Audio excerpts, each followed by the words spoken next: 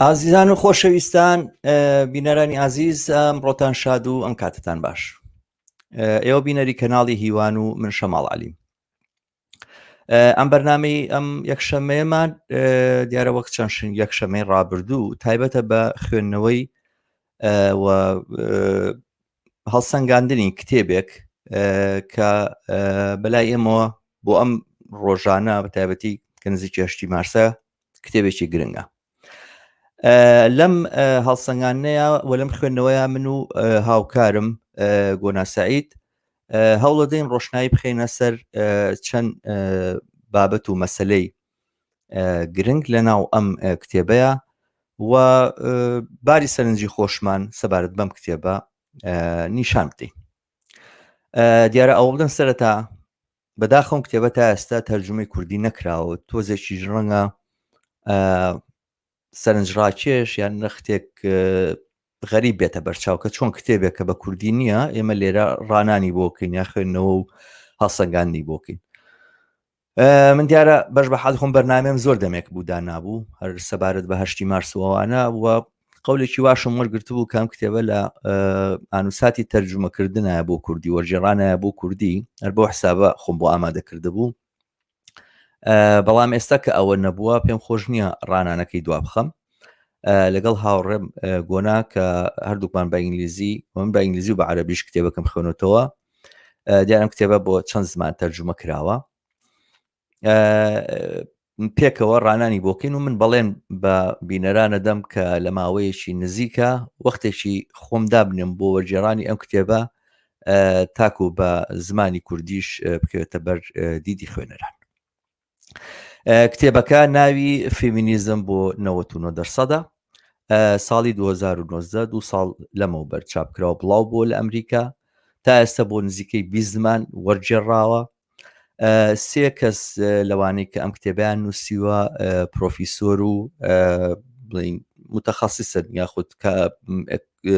پسپۆڕن لە بواری دیراساتی فیمینیستی و مێژووی فیمینیستیە کە نانسی فرێشەر و تیسی بەهاتەچاریە و هەروەها چینزیا ئۆترجرا کە ئەویش هەر پرۆفیسۆرە لە زانکۆی زانکۆکانی ئەمریکا پێکەوە ئەم کتێبیان نووسیوە. دیارام کتێبە وەک مانیفێستێکە بۆ جوڵانەوەیە کە هەر ئێستا لە ئارایە و ئەم جوڵانەوەیە کە جوڵانەوەی مانگرتنی ژنانە. ئەم کتێبە وەک مانیفێستێک بۆ ئەم جوڵانەوەی نووسراوە کە لە 11 تێزە باری سەرنج و با بڵێن تێبینیەکانی خۆیان وەکو پلاتفۆرمی خۆیان وەکو جوڵانەوەیەک ئاشکرا کردووە و تێڕوانینێکی جیاوازی بۆ فیمینیزم و بۆ ئەوانەتە. وەک پێم وتن هاوکارم گۆنا سەعیدم لەگەڵایە و پێکەوە بەنیازین ئەمڕۆ بەم گفتوگۆ و هەم خوێندنەوە و هەم هەڵسەنگاندن بکەین بۆ ئەم کتێبە. بەخێراتی گۆنا. سلااو لە تۆ شەماڵ، سلااو بۆ هەموو بینەرانی عزیزی کەناڵی هیوە. زۆر سپاس. گۆنا من پێشەکیەکەم وت لەسەر کتێبەکە، من وازانم ئەم کتێبە کتێبێکی گرنگە. سەرنجەکەشم ئەوەیە کە لە تێڕوانینێکی ترەوە بۆ فیمینیزم بۆ جوڵانەوەی ژنان ئەڕوانێ. ئەو جوڵانەوە ئەو تێڕوانینە تەقلیدیە یاخود ئەو تێڕوانینە کلاسیکێک ئێمە هەمانە بۆ جوڵانەوەی ژنان بە جۆرێک ئاڵوگۆڕی بەسەرادێ بە تایبەت لەم کە ئانووساتەی ئەم سەردەمی ئێستایە کە ئێمە دەرگیری فۆرمێکی دیاریکراو لە فیمینیزمی کە لیبرال فیمینیزمەوە باڵی کێشاوە بەسەر ئەمەیە. ئەمە تێڕوانینێکی جیاواز و ڕوونتر و چینایەتی تر بۆ کێشەی ژنان نیشانەدا. جیاوازیشی لەگەڵ تێڕوانینە تەقلیدیە سۆشیالیستی و کۆمونیستەکە ئەوەیە کە بە دیدێکی ئابووریانەوە کۆمەڵایەتیانەی ڕوونترەوە بۆ پەیوەندی ستەم لە دژی ژنان و چەوسانەوەی ژنان بە سەرمایەداریەوە ئەڕوانێ. من هەروە پێشەکیە گەرستووە سەرنجێکت هەیە تاکو بچینە سەر مەسائلەکانی ئەم کتێبە؟ تەنها لەسەر پێشەکێکە من ویستم کتێبەکە پیشانی بینەران بم لەبەر دەسمایە ئەمە شکڵەکەیەتی کتێبێکی زۆر بچکۆلەیە، تەنها وابزانم لە 59 پەڕەوە زۆر حەجمەکەیشی بچووکە بۆ ئەوانەی کە تا تەرجمە تا وەرنەگێڕاوەتە سەر کوردی وابزان بە PDFیش هەمانە دەستەکەوێت ئەگەر هەر کەسێ بێوێ بیخوێنێتەوە و تەنها خاڵێک کە ویستم ئیزافەی کەم بۆ سەر پێشێکیەکەی تۆ شەماڵ ئەویش ئەوەیە کە ئەم کتێبە شتێک نییە لە پڕ دروست بوو بێ بەڵکو دەمێکە بە تایبەت لە ساڵەکانی دوای هەفتاکان و لە هەشتاکانیشەوە ژمارەیەکی زۆر ژنانی سۆشیالیست ژنانی مارکسی ژنانێک کە خۆیان بە فێمینیستی سۆشیالیستی یا مارکسی ناوە بن خەریکی لێکۆڵینەوە نووسین کتێب کاری تێئوری و پراکتیکی جۆراوجۆرن لەسەر ئەم مەسەلەیە و لە پەیوەند بە خەباتی ژنان لە پەیوەند بە خەباتی چینایەتی کرێکارانەوە و خۆی لەم کتێبە ئەمانەڵێن کە ئەم کتێبە جۆرێک لە یاخود لە هەڵسەنگانەکە لەلایەن چەند کەسێکەوە ئەڵێ وەکو کۆکراوێ نەک کۆکراوە بەڵام وەک ئەنجامێک وەکو شتێک وایە لەوێوە لەدایک بوو بێ لە هەموو ئەم هەوڵانەی پێشەوە لەدایک بوو بێ و ئێستا گەیشت بێ بۆی کە مانیفێستێک بۆ فێمینیزمێکی جیاواز بۆ خەباتێکی ژنانی جیاواز لەوەی کە ئێستا ئێمە ئەیناسین و ئەیبینین بخاتە ڕوو تەنهاویستم ئەوە ئیزافەکەم بۆ پێشێکێکە دقیقەن وایە هەم لە ڕووی فکریەوە پێشینەی هەیە چونکە نانسی فرێشە دەمێکە قسە لە سەبارەت بە ئەو تیوری دووبارە بەرهەمهێنانەوەی کۆمەڵایەتیەکە کە تێزێکی ئەسلی ناو ئەم کتێبە و مهمە و بیان یەکێکە لە محوەرە سەرەکیەکانە توان بڵێن بنەمای تیوری ئەم کتێبە هەر ئەوەیە و ئەوانی تریش بۆ خۆیان نوێژنووس تیسی بەهاتە چاریە و شینزیا هەم ئەوانیش لەم بوارەیە کاریان کردووە و پێکەوە ئێستا کە پێکەوە ڕێکەوتون لەسەرەوەی ئەم کارە پێکەوە بکەنیان کتێبە پێکەوە دەرکەن بابەتەکە هەر ئەوەش نییە کە لە ڕووی تیوریەوە ئەو پێشینیان هەیە بابەتەکە ئەوەیە کە ئێستا جوڵانەوەیەک لە ئارایە بۆ لە چەند ساڵی ڕابردووە بە تایبەتی لە 2016 بەدواوە کە و لە میدیاتی کتێبەکەشە باسی ئەوەکەن کە دەرکەوتنێکی زۆر بەهێزی ژنانی پۆڵەندا بەرامبەر بە مەجموعەیەک بڕیار و مقررات کە قەرار وا بوو مافی لە باربردنیان لێ بسێنێتەوە و ئەو ڕێگایان لێ بگرێ جوڵانشی زۆر فراوان لە بەرامبەر ئەوەیە هاتەکایەوە و دواتر ئەو مانگرتنی ژنان لە کارکردن و لە کاری ناوماڵ واتە لە هەندێک جێگایە ئەڵێ نەتا لە زەردەخەنەش ینی هەتا زەردەخەنەش بۆ پیاوان نەکەن شتێکی لەو بابەتە کە بەدەم پیاوانیشەوە پێ نەکەنن لەو ڕۆژەیە بەدەم کۆمەلگاوە پێ نەکەنن بڵێن مانگرتنێکی لەم بابەتەیە ئەوە لە ئیسپانیا لە هەندێک لە وڵاتانی ئەمریکای لاتینی بە تایبەتی ئەرجنتین کە جوڵانەوەیکی تیا ڕوویا بەهۆی بڵین کچێکی هەرزەکارەوە کە لەلایەن دوو پیاوە تعدای لێکراوە دواتر پیاوەکان لە زیندان ئازاد بوون زۆر ئاسان ئەوە جوڵانەوەیکی خستە ڕێگا کامە نابێت دووبارە بێتەوە ژوڵان بەشێک بوو لەو حرەکاتانە ئەمانە وردە وردەوایان کرد کە ئێتر هەشتی مارسەکان بڕیارێک درراوە پێمان 2010 بوو هەشتی مارس بڕیار درا کە دوای ئەوەی ڕۆژ ئاوا ئەبێ لە حوتی مارسا لە هەشتی مارسایترێ بە هیچ جۆرە کار ناکەین هیچ شتێک ناکەین ئەو ژنان لە چەند وڵاتان بڕیاریاندا و ئەم جوڵانەوە دیارە 2019 درێژەی بوو و ئەزانم 2020 بەهۆی هۆکاری کۆرۆنا و ئەو زعانەوە بەو دەرەجەیە نەبوو ئەم ساڵیش من هەواڵێکی بەو دەرەج بەو ئەندازێ منێت پێم وایە بێ لە هەندێک لە وڵاتانی ئاسیایە بە تایبەتی لە هندستانە جوڵانەوەیکی گەورە ئەنجام درا بەڵام لە شوێنەکانی ترا من بەڕاستی بەو ئەندازێ بە تایبەتی لە ئەوروپا ئەو سەدایم نەبینی بەڵام دیارە ئەم بڵێن مانیفێست وەک مانیفێست بوو جوڵانەوەیەکەوە ئاوا نووسراوە ئاوا دەرکراوە بەڵێ بچینە سەر مەسائلە گشتێک سەرەکیەکانیان پێشتر پێش وەخت پێم خۆشە یەک لەم حی گشتی بین لەسەر مەسائلە ئەساسیەکانیان لەنظر منەوە سێ مەسەلەی سەرەکی هەن لەم کتێبەیە کە ئاماژیان پێداوە یەکەمیان خۆجیاکردنەوەیەکی ڕوون و ئاشکرایە لە لیبرال فیمینیزم کە بە بڕوای من خاڵێکی زۆر پۆزتیفە و قسەکردنە لەسەرەوەی کە دووبارە مەسەلەی ژنان پەیوەستە بێتەوە مەسائلی دژی سەرمایه‌داری و بە جوڵانەوەی دژی سەرمایه‌داریەوە و مەسەلەکەی تریش ئەو تیوریە کە سەبارەت بە دووبارە بەرهەمهێنانەوەی کۆمەڵایەتیەوە ئاشکراکردنی بڵین ئەم بنەما سەرەکیە بنەما ئەساسیەی دووبارە بەرهەمەهاتنەوەی ئەستەمە لە دژی ژنان لە کۆمەلگای سەرمایه‌داریە و سێمیشیان گەڕانەوەیە بۆ تواناییەکانی جەماوەری ژنان لە بری مەسەلەن کاری نوخبەگەرایی و کاری بەرتەستی کۆمەڵێک چالاکوان و ئەوانیانی ئستینات کردە. من ئەم سێ مەسەلەیەم زۆر پێگرنگ بوو لەم کتێبەیە. نظری تۆ چییە گۆناش؟ شتێکی تر هەیە پێت وابێ گرنگەکە لەم سەرەتای ئاماژەی پێبین؟ شەماڵ وەڵا پێم خۆشە پێش ئەزام تۆ چوویتە سەر خاڵە سەرەکیەکانی وەکو بڕیارمان بوو، بەڵام من پێم خۆشە تێڕوانێنێکی گشتی بەم لەسەر کتێبەکە ئەوەی کە لێم هەڵهێنجاوە ئەگەر یعنی جگەلەوەی ئەو سێ خاڵی کە تۆ باسی کرد هەرسێکی زۆر سێ خاڵی زۆر گرنگن لە مانیفێستا، بەڵام منەمەوێ چەند خاڵێکی با بڵێن گشتیتر باسکەم کە لێرەیە. ئەویش ئەوەیە کە ئەم مانیفێستا لەگەڵ ئەوەی شاکە کتێبێکی بچکۆلە و کورتە، بەڵام تێکستێکی ئالۆزە، تێکستێکە کە هەمەلایەنەیە کە زۆر پەلوپۆی لێ ئەکەوێتەوانێ. بۆیە من پێم وایە من لێرەوە داوت لە بینەرانی کەناڵی هیواوە لە خۆشمانەکەم کە بە یەک جار هەڵسەنگاندن ناتوانین حەقی خۆی پێبین، بۆیە ئەبێ بخوێنرێتەوە چەندین جار هەتا ئینسان بتوانێ لە جێگە و ڕێگەی چینایەتی و کۆمەڵایەتی خۆیەوە تێگەیشتنی خۆی لەسەر دروست بکە و چۆنڵێ بە جۆرێک هین نەبێت. لێرەدا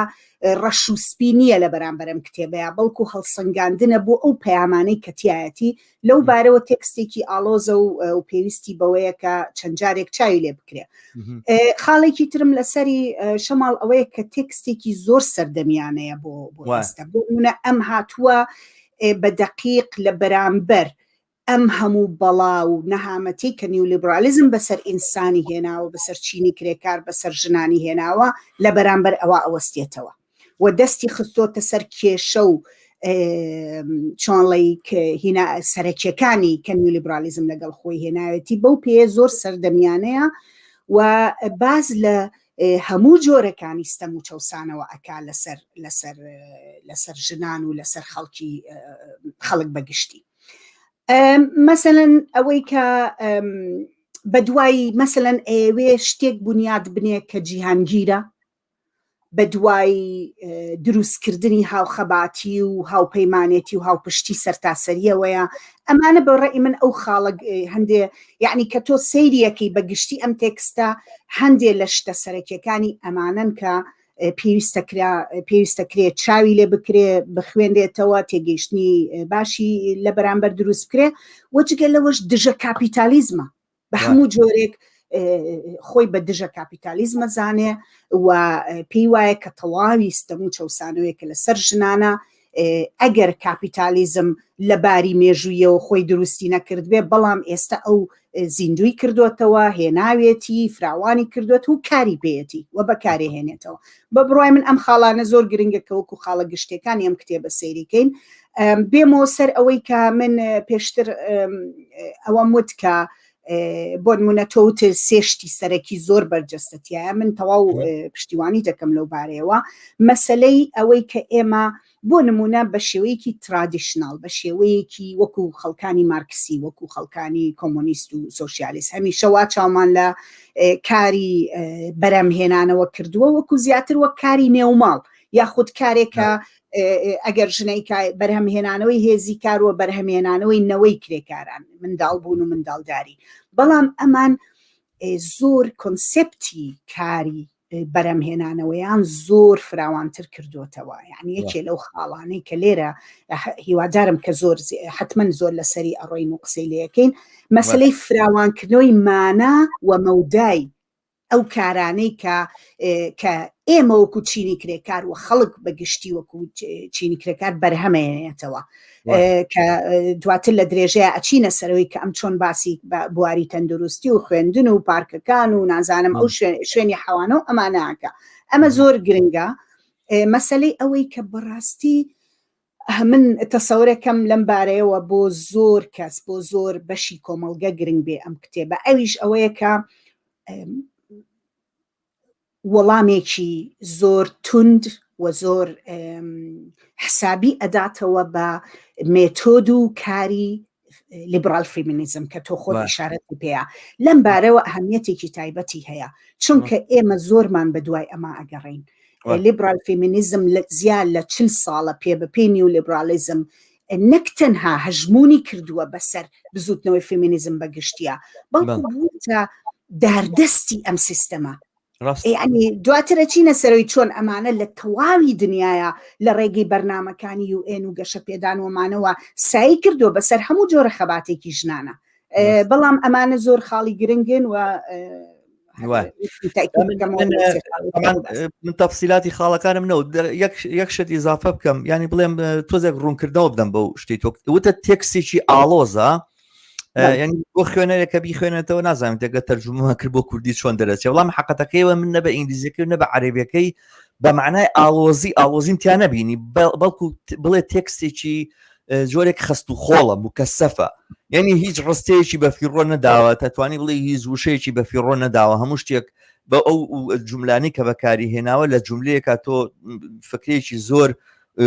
زۆر فراوان و گەورە ئەبینیتەوە، ئەوانە ئاوا بەم جۆرە، ینی بڵین تێکسەکە مکەسەفە نەک ئاڵۆز بەم معنایە، یعنی پێویستی بە دقەتکردن لە خوێنەوەیە، پێویستی بەوەیە کە ئەوانێ لاسەرلایی نەیخوێنیتەوەوانە مەسەلەن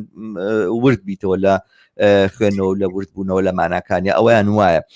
سەبارەت بە مەسلەی نیو لیبرالیزم یاخود لیبرال فێمینیزم کە ئەم لە سەرەتاوە باسێکە، طبعاً مقدمەی کتێبەکەی سەبارەت بەوە، یان بۆیە من ئەم خاڵە ئێستا وتم لێشەکە لە خاڵە مهمەکانی کە سەرەتاشێتی ئەویژەوەی باسیەوە کاڵێ نوێنەرێکی بڵێن یەکێک لە مدیر عامەکانی فەیسبوک قسەیەکی کردووە وتوێتی لە هیچ کۆمپانیایەکە ئەبێ کارێ بکەین کە هیچ کۆمپانیایەک نەبێ ژنیش نەبێ یاخود پۆزیشنی مدیری نەبێتەوە، ئەوانە موقعەتێکی مدیری نەبێەوە بە هەمان شێوەش کاری ناوماڵیش دابەشکن شتێکی لەم بابەتە، ینی بە جۆرە لە جۆرەکان قسەکە خراوەتە سەرەوەی کە ئێمە دابەشکردنی موقعەتەکانی کۆمەڵگەی سەرمایه‌داریە، طبعاً دواتر لە تەفاسیلەکانیش ئەچنە سەرەوەی کە بۆ نمونە مهم نییە تۆ CIA چیەکە، مهم نییە مەسەن جێشی ئەمریکا چ تاوانێگە قەومێنێ، مهم نییە مەسەلەن ئەو کۆمپانیایی کە باسیەکەی چۆنچۆنی کارمەندەکانی کارگەرەکانی بەردەستی ئەچەوسێنێتەوە، مهمەوەیە چەندێکیان ژنن، ئایا نیوەیان ژنن، یا مەسەلەن ئەوەی کە ئەو هیناڵێ بێ نیوەی هەموو کۆمپانیەکان نیوەی هەموو پۆزیشنەکانی کۆمپانیەکان لە ژن پێک هاتبن و ئەمانە بۆ لەوەش کەمتر نابێ ڕازی بین بە جۆر لە جۆرەکانیانی بە جۆرێک لیبرال فێمینیزم ئەسڵی مەسەلەکەی ئەوەیە کە هەموو ئەوەی پاشخانی شەوسانەوەی ژنانە لە ڕووی کۆمەڵایەتی و ئابوووریەوەوانەوە بێدەنگی لێ بکرێ، تەنها مەسەلەکە بکرێ بە مەسەلەی ئەوەی کە ئایا ڕۆڵی ژنان چەندێک هەیە لە بەڕێوەبردنە، چەندێک ئیداراکرێ، مەسەلەن ئایا لە 125 بۆ نمونە پەرلەمانی عێراق ژنن یا ژنین، و ئەمە مەسائلەکان هەمووی لەم مەسائلانەیە قەتیز بکرێت، یعنی کۆتا دابنێن بۆ ژن بۆی کەوا لە سیاسەتا دەرکەوێ کارێ بکەین پۆزیشنەکان و مەسەلەن موقعەتەکانی بەڕێوەبردن بکرێتە دەست ژنانەوە، ینی وەکەوەی کە سیستەمی سەرمایه‌داری کێشەی تری نییە، باسەکە لە بەرابەری نییە، لە یەکسانی نییە، لە هاوتاییە لە بینی ژن و پیاوە فقط، نەک ئەوەی کە تا چەندێک مەسەلەن کۆمەڵگەی سەرمایه‌داری لە بڵین لەو دیلەتی کە بەسەر ژنانە هاتووە ڕزگارێ بێ، یا ئەوانە بەس ئەوەنی کە ئەم هاوتاییە کە بێ لە پۆزیشنەکانی بەڕێوەبردنەکە بڕوای من ئەوە ڕخنیی زۆر پێم خۆشە ئیزافەیە بکەم بۆ ئەو ڕۆشنکردنەوەی تۆ لەسەر مەسەلەی نیو لیبرالیزم. یەکێ لە کێشە گەورەکانی کە ئەمە حتمما هەوڵای وەڵامی پێباتەوە ئەوەیە کە فێمینیزمی لیبرال فێمینیزم دوو جۆر بە جۆرێک کۆمەڵگە و دنیای لەبەرەوەی هەژمونی پێیا کردووە، لەبەر ئەوەی پاڵ بە پاڵ سیستەمی سەرمایه‌داری و لەگەڵ ئەڕواتە پێشە و ڕەخنەی نییە لە بنەمای ئابووری چەوسانەوەی سەرمایه‌داری، دوو تێگەیشتنی زۆر خراپی وەکو فێمینیزم بە دنیا ناساندووە. یەکێکیان ئەوەی کە ستەم و چەوسانەوەی ژنان و ستەمکێشی ژنان ئەگەڕێتەوە بۆ پیاو و پیاوە کە ئەمە ئەکا، واتە لەم ڕۆوە دژایەتێکی گەورەی دروست کردووە لە نێوان ژن و پیاوە، و ئەم شتەی بەرجەستە کردوێتەوە کە ئەوە ژن و پیاون دژ بەیەکن، نەک ئەوەی ئەمە کێشەیەکی چینایەتیە سیستەمێکی ئابووری و سیاسی خەریکە ئەمە دروستەکە،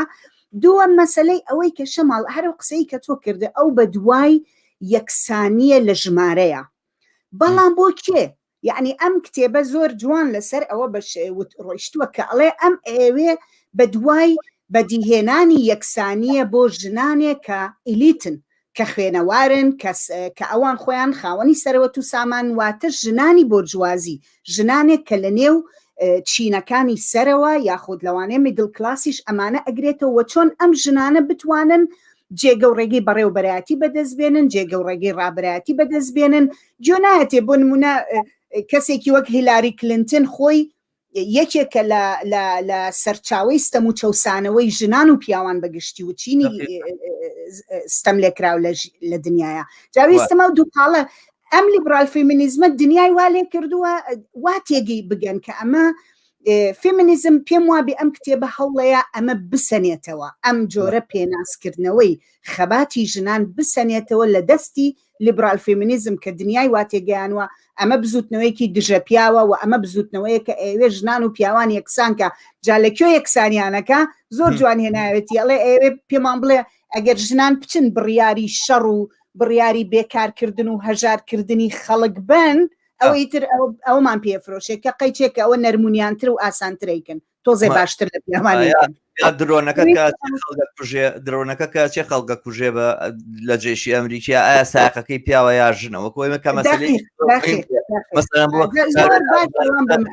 ئەفغانستان کە درۆنەکەی بۆ چێوانە بۆی مهم بێ مەسەلەمەی کە سایق و لێەوە درۆنەکە تەوجیهکات و ساڕۆکەکەی پێوە ژنەیە پیاوەگەوەی کامەسشێکی زۆر هین بێ بەرحاڵ بن نازانم کە دیارە باسەکە لەوە زۆرتیژە هێنێ بەڵام بە بۆی کاتەکەبان بەش بکاتەوەمانە مەجبوری نەروە تێپەڕین بەسەرم خاڵی دووەمیان خاڵی وەبەرهێنانەوەی کۆمەڵایەتیە ئەمە دواتریش وردە تەفاسیری تری هەیە ئەچینە سەریوانە بەڵام ئەوەی کە لێرەیە ئاماژەی پێکرێ ئەوەیە بەستنەوەی چەوسانەوە و ستەمە لەسەر ژنان بە وەبەرهێنانی کۆمەڵایەتیەوە طبعا یەکێک لەو شتانە کە لێرە ئەمەوەکو ئیزافەیەک بۆ هینەکە من طبعا نووسراوەکانی نانسی فرێشەر و ئەوانەشم خوێنێتەوە جۆم لە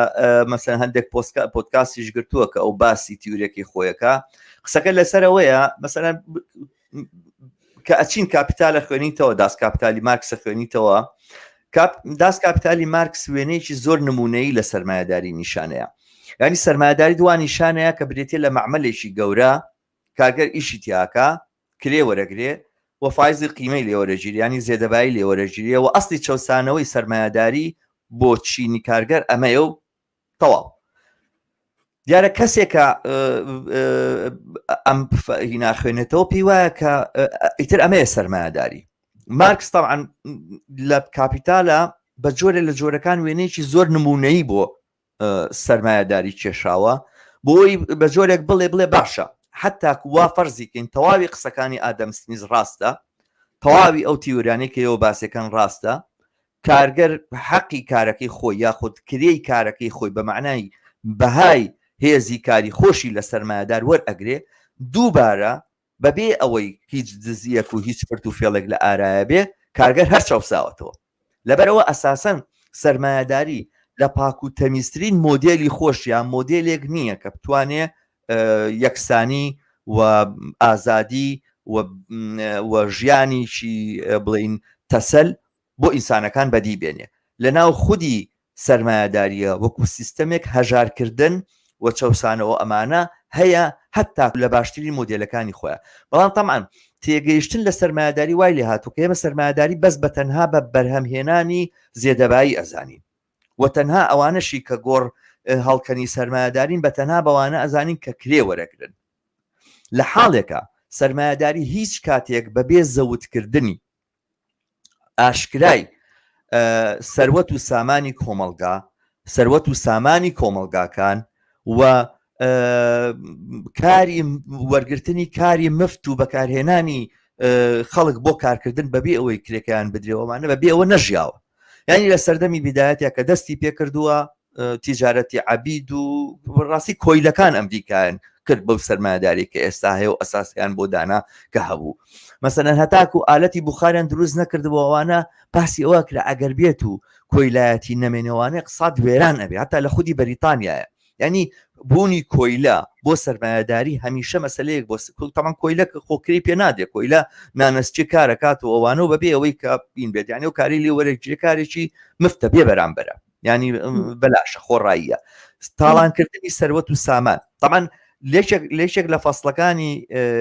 سەرمایەیە کە فەسڵی 24 باسی تەراکمی بیدائی یاخود بڵێن کەڵەکەکردنی سەرەتایی سەرمایەکە لەو کتێبەیە کە باسیەکە مارک زۆر بە ڕۆشنی قسەی لەسەرەوەکە کە مێژووی سەرمایەداری بە خوێنی ئاگرین نووسراوە شتێکی تعبیرێکیاوە بەکارێنێ کە چۆنی مەسەلەن بە زۆر کارگەریان ینی دەستی کاریان لە خاوەندارەتی دابچڕیوە و خاوەنداریەتیان لە خەڵکی پیشەگەر و ئەوانە سندۆتەوە کردویانن بە کارگەر بۆی بڕۆن بەکرێ کارکرد یعنی ئەم تەراکومە سەرمایه‌داریە لە بیدایەتەوە بەڵام کە خوێنیتەوە هەستەکەی ئەم تەراکومە بیدایە خود ئەم کەڵەکە سەرەتایی سەرمایە ئیتر ڕۆژگاری بەسەر چوە ئێستا کاپیتالیزم ینی ئیحائێکی وادا تەمان خۆ مارکس وا ناڵێ مەلایەزار باسیێواکە کە ئیستیعمار چ دەورێکی هەیە و بەلاماردانی وڵاتان و دزینی بەروبوومی وڵاتان لە دەرەوەی ئەوروپاوەمانە چ کاریگەریی بۆ لەسەر کەڵەکە بەڵام خوێندنەوەی کاپیتال بەم جۆرە تەسەوریی وات پێ ئەدا کە ئیتر کاپیتالیزم ئێستا لەسەر بنەمای تاڵانی دروست نەبوو لەسەر بنەمای تاڵانی کار ناکە لە حاڵێکە ئەمە ڕێک پێچەوانی حەقیقەتە کاپیتالیزم سەرمایه‌داری یەک لەحظەش ببێ تاڵانی ناژی و بەشێک لەو شتێک کە تاڵان ئەکرێ کاری بێپاداشت و بێبەرامبەری ژنانە لە ماڵەوە یاخود کاری ماڵەوەی بەگشتی و هەتا ئەو کارەیە کە بۆ ئامادەکردنەوەی دووبارەی هێزی کاری بەرهەمهێن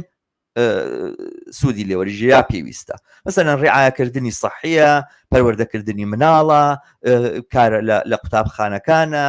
مەسەلەن هەموو پەروەردە و پێگەیاندنی کارگەر ئەمە هەمووی بەشێکە یاخود مەسەلەن پاک و تەمیزکردنەوەی کۆمەلگایە ژینگە پارێزیە هەموو ئەمانەی کە پێویستە بۆ ئەوەی کە سەرمایە بچەرخێتەوە ئەمە کاری دووبارە بەرهێنانەوەی کۆمەڵایەتیە کە سەرمایه‌داری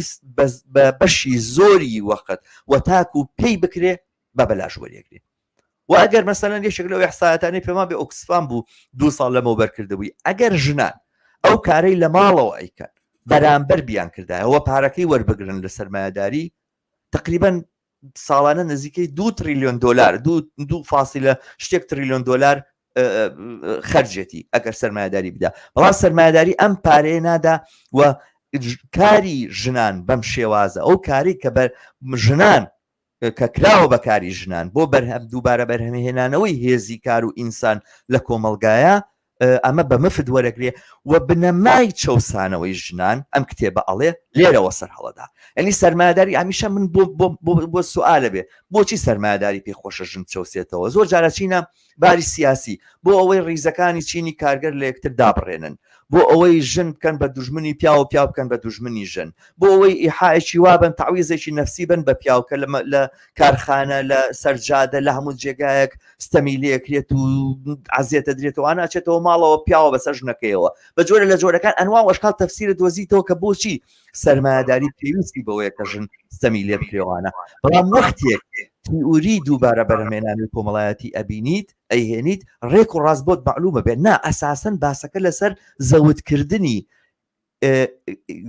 کارێکە کە بە بێ بەرامبەر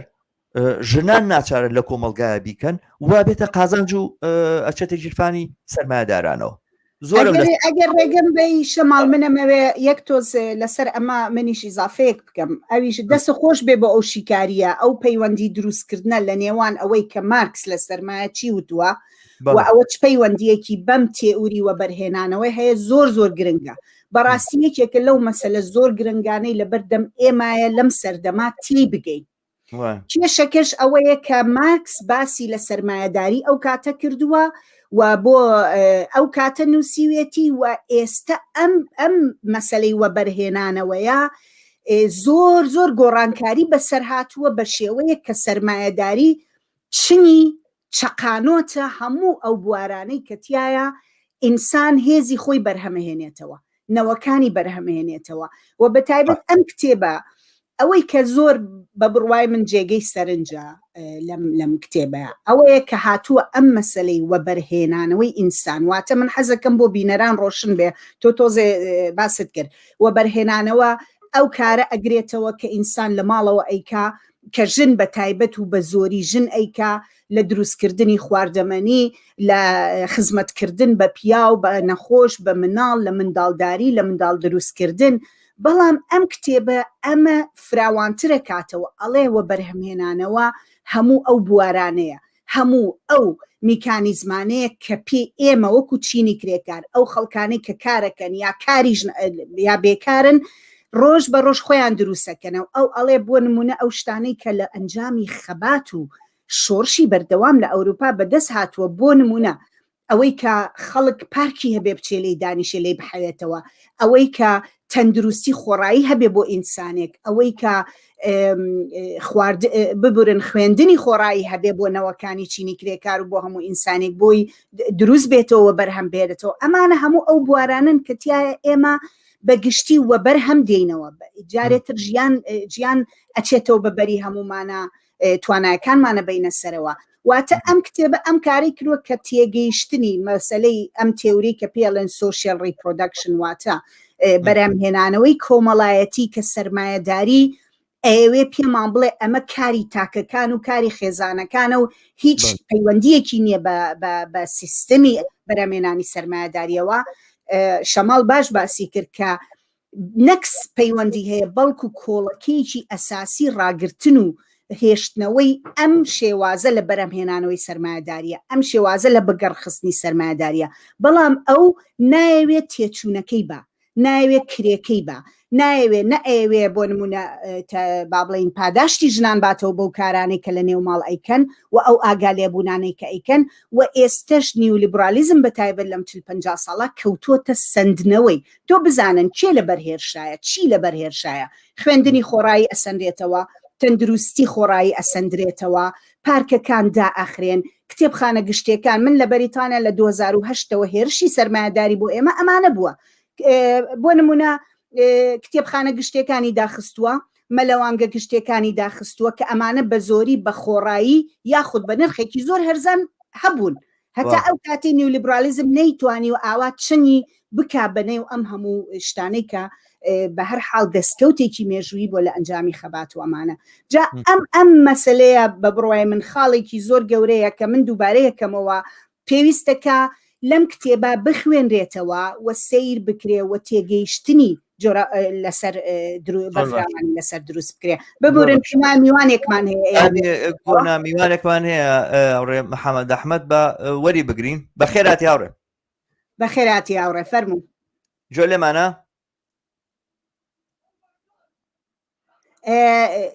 خۆت بێدەنگ کردووە هاوڕێ ئێمە توانین ئەمنیتیکەین دەنگەکەت داخستووە بزانم مەتوانم بزانە ئەبێ خۆی هین کا پێم وایە دەنگەکەت بکەرەوە ئێستا فەرموو لەمە دەستان خۆش بێ سپاس گۆناخان سپاس کاک شەماڵگیان سڵاو کاک محەممەد بەڕاستی شتەکانی باشە زۆر باشیش بوو هیوە تەمەنامە کرد لە شوێنێکی ئاوا 20 کەس و 30 کەس نەبێت تەمەنامە کرد خەڵکێکی زۆر گوێی لەمە بێ ینی بەڕاستی بەوردی قسەباسی باشە لەسەر کرد و ئێمە لە ضروری ینی زۆر ضرورین بەڕاستی پێویستمان بەوە هەیە ئەم تێڕوانین و تێفکرینەی ئێمە زۆرترین کەس بیبینێ لەبەرەوەی ئێمە مەخصوصا لەسەر مەوسوعی کوردستان قسەکەین بەقەدەر دوکی سەری هەرامۆمان یەکێتی ژنانی لەیە کە چێ ژنەرە کوژرێ ئەزانی سەر بۆ تۆکس موهیمە لەوێ جاتەوەی ئازادیەکەی خۆی داواکە ینی ئەوە کێشەمانە بۆیە کجا کە ئەیشیان هێنێن ڕێکلامەکانی سەرمایەداری و بۆرژوازی و ناسیۆنالیزمی قەومی کوردی هێنێن بۆ سەر شاشەی تەلەڤیزیۆنەکان ئەوەی تەنحایی مەسەلەی ژنانە بنبەڕاست يعني كاتك برسالة اللي كريستيكي زور شلبير دفاع على مسائل جنان وشتي زور لاوكية يعني اشتا أساسيا كان بازناكن بويا هوا دارم إما بتوانين أم تشاوبيا كوتاني إيوا بشيوازكي برفراوان تر بقات بەس ئەوەی نازانم چۆنین ڕەنگەم کەناڵە ئێستا فەرسەتێکی باش بێ بۆ هەمومان کە ئیسا گەر حتا 20 کەسیش بین یا 100 کەس لە دوای یا 150 کەس بیبێن بە هیواکارم ئەم کەناڵە بتوانێت شتێکی زۆر بەرفراوە بارحال ویستم یە خاڵی سەرێکی هەیە لەسەر مەسائلی گشتی بە شێوەی گشتی باسی کەم دەمێکە هاوڕێشەما لەسەر ئەو موضوعانەی کە بۆرژوازی چییە لە ڕووی سایکۆلۆژیۆ دەمەوێت باسی کەم سایکۆلۆژێتی بۆرژوازی ئەمڕۆ لە ئاستێکی زۆر سەفرایە ئێمە لە ڕووی مادیەکانەوە شتەکان باس دەکەین بەڵام لە ڕووی سایکۆلۆژێتی کۆمەلگا و بۆرژوازیێت شتمان باز نەکردووە یعنی چەندشتی مادی هەیە دوو ئەوەندە مەسائلی سایکۆلۆژی هەیە لە کۆمەلگا یعنی تۆ دیقەت بە شکستی حرەکەیەکی سیاسی جاری وا هەیە بە مادیەکەی نییە مثلا یەکێتی شوورەوی بە مادیەکەی نەڕووخە بە سایکۆلۆژیاتی کۆمەلگا و دەسەڵاتەکە ڕووخە کە خەڵک لێی پڕ بوو لە حەدێکە کە ئیتر ئەمە ناتوانێت جواب بووە بێ بەڵام وەکو سەروەت بەعکسەوە لە دوای ساڵی 1990 شکستی یەکێتی شوورەوی سەروەتی زیاتری لە دەستا کۆمەلگا وەک ئەوەی کە ئەو سەردەمانێتی هەیەشێ بەڵام وەک پێموتی لە ڕووی سایکۆلۆژیێتەوە لە ساڵی 1990دا بەرەو ژوورتر سایکۆلۆژیەتی کۆمەلگای ڕووسی بە ئادائێکی تر و بە هیوایەکی تر ئەڕووی ئەمەی ئەمڕۆ ئەو لە بەریتانیا و من لە ئەڵمانیا من زانم ئێستا چی لێ هاتووە لە ئەڵمانیا یعنی ڕۆژ بە ڕۆژ لە ڕووی سایکۆلۆژیەت پرسیارکردن لە خەڵک یعنی لە جێگەیەکە ئیشەکەم ڕۆژانە بە سەدان پرسیار لە خەڵکەکەم زانم خەڵکەکە لە تەسەوراتی چییە بۆ ئەم سیستەمە هەیبەتی لە دەستاوە جوانی دیموکراسی قسە ماناکانی جاران کە خەڵکیان پێ خەڵەتان تأکیدات لە ژیانی خەڵکە ئێمە بۆی ئەمانەکەن بۆی ئێوە تەمین بن پارێزگاری لە حرمەتی ئارزایی ئینسانی یعنی ئەم سایکۆلۆژیایە لە دەست چووە هێز نییە جارێکی تر هێز نییە جارێکی تر عەلەمێکی ئەمریکی با لە شاکەتێکی بفرۆشتێ هێز نییە زمانی کۆن ساڵەکانی 95 و 96 باسەکەم شاکەتی ئەمریکی بە عەلەمەکەیەوە خەڵکی کردی بە 500 مار بەس ئێستا عەلەمی ئەمریکی لە وڵاتێکی خۆشیان ئێستا دروستە بۆ لەبەرەوەی بەڵێ بەڵێ دەستەکان هیوادارم ئێمە بتوانین لەم فڕسەتەی کۆرۆنا ئیسفادەی ممنونتر باش سەرچاوان زۆر خۆشحاڵ بووم بڵێ من طبعا ئەو تێبینیە بە تێبینیەکی زۆر بەجێ و ڕێک ئەزانم وم پێم وابێ خودی باسی ئەم کتێبە بە جۆرە لە جۆرەکان ئەمەیە زانی لیبرال فیمینیزم بەبێ ئەوەی کە نیۆلیبرالیزم بکەوێتە ژێر پرسیارەوە ئەوە ناکەوتە ژێر پرسیارەوە ئەساسەن لیبرالیزم نیۆلیبرالیزم وەکو ئەو تێڕوانین و تێگەیشتنە بۆ دنیا ئەو قەول و بەڵێنانەی کە ئەیدا ئەوەی کە مەسەرەن مارگرێت چاشەر ئاوایە و دەوێت چێکەکە گەوراکەینەوە اینجا قەیناکە بانایەکسانی بێت و بەشی کارگەرەکە بەشێکی زۆر بچکۆلەوە بەسکە کەچەکەکە گەورە بووەوە بەشەکەی کارگەر ئەگەر بچکۆلەش بێت تێری دقیقاً بەمەوە هاتم کۆمەلگا مهم نییە فرد هەموو شتێکە دوایتان قەیناکە تۆ خێزانیش باشە با خێزانیشە بێ ئەوانە بەڵامی تر کۆمەلگا هەست ئەساسەن مهم نییە ئەفرادەکان دەتوانن ئازاد بن فەردیە دەتوانێت دنیا پێشخا بەڵام ئەمە لە 2007 و 2008 بەدواوە لە نەتیجەی ئەم قەیرانەوە کە دروست بوو ئەمە تێگڕمە داتەپی ئەم تیوریە نەما ئەم تێڕوانینە ینی من زۆر دەمێکە باسیەوەکەم نیۆلیبرالیزم وەکو ئەوەی سیستەمی سەرمایه‌داری بێت و کاپیتالیزم بێت و قازانج و بەرژەوەندی سەرمایه‌داران پارێزراو بێت و کەڵەکەی سەرمایە بکەن ومانەوە کۆمە هیچی بەسەر نهاتوە لە یازال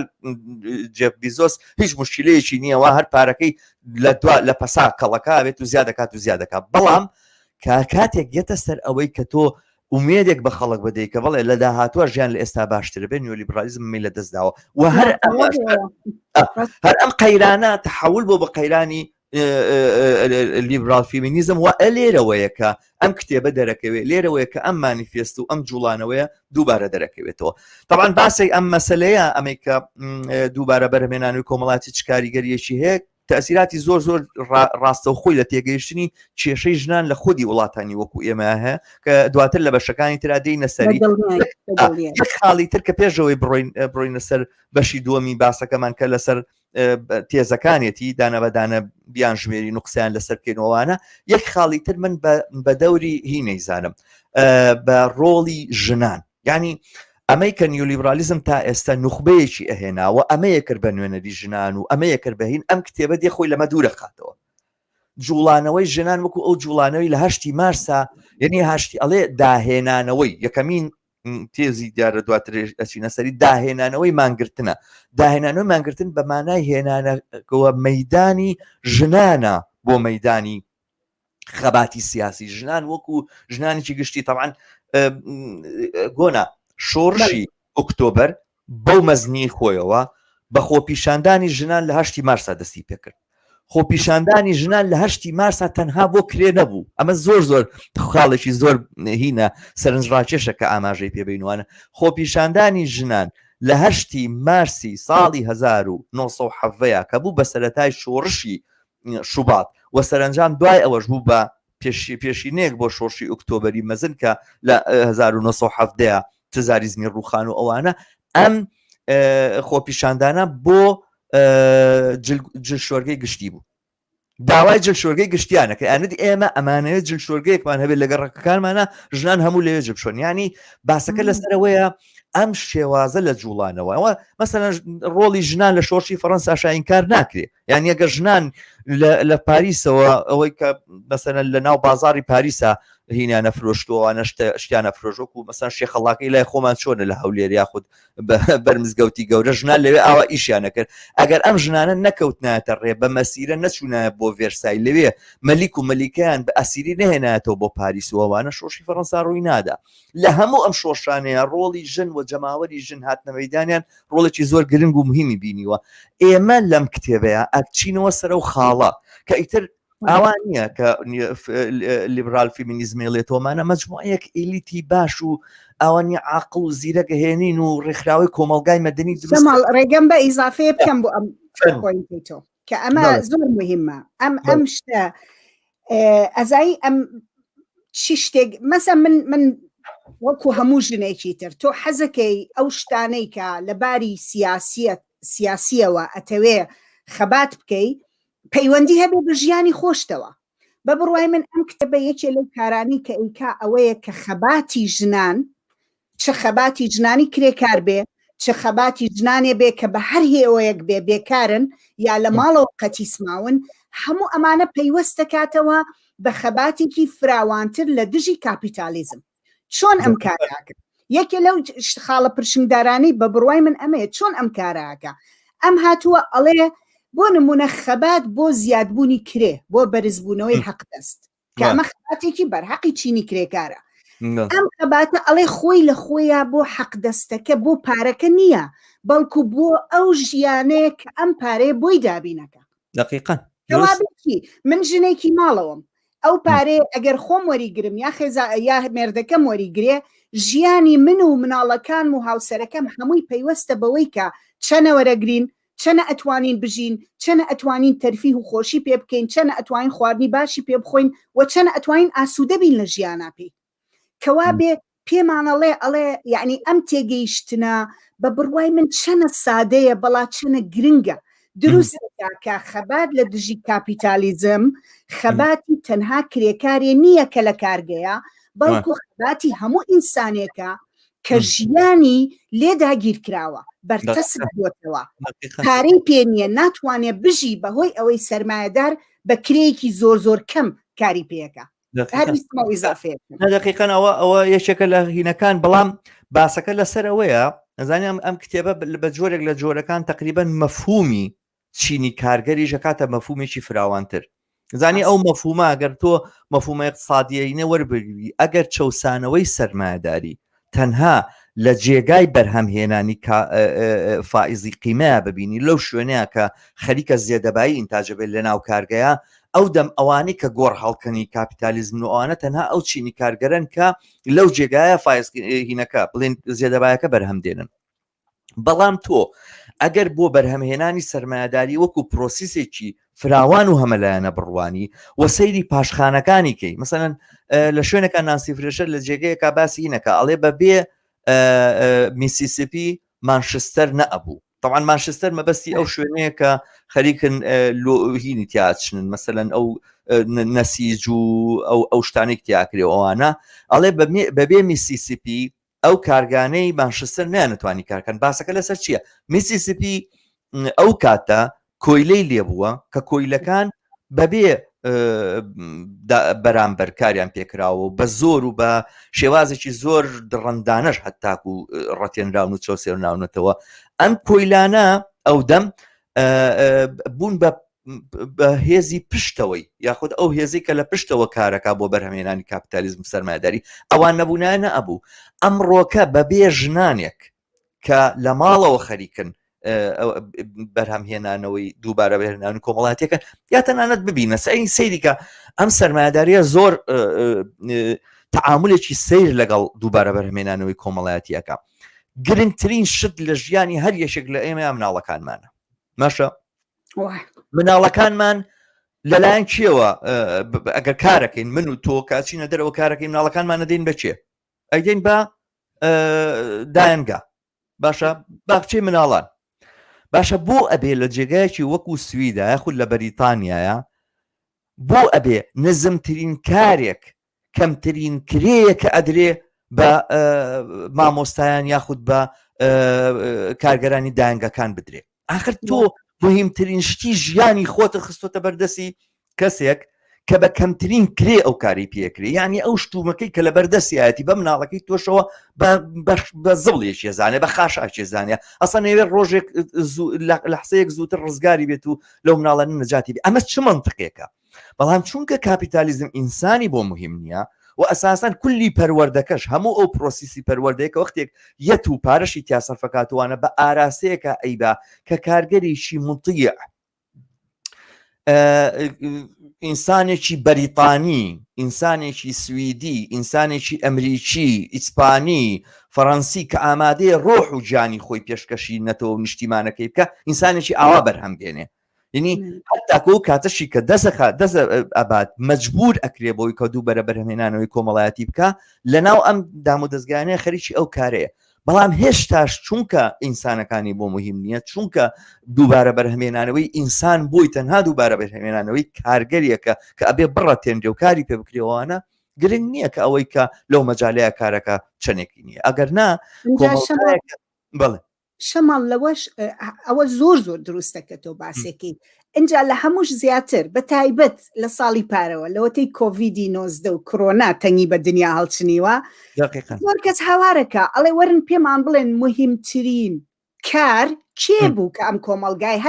هەرم سەرمایه‌داری خۆی پێویستی پێی بوو مهمترین ئەو کەسانی کە دەبوو لەسەر کار بمێننەوە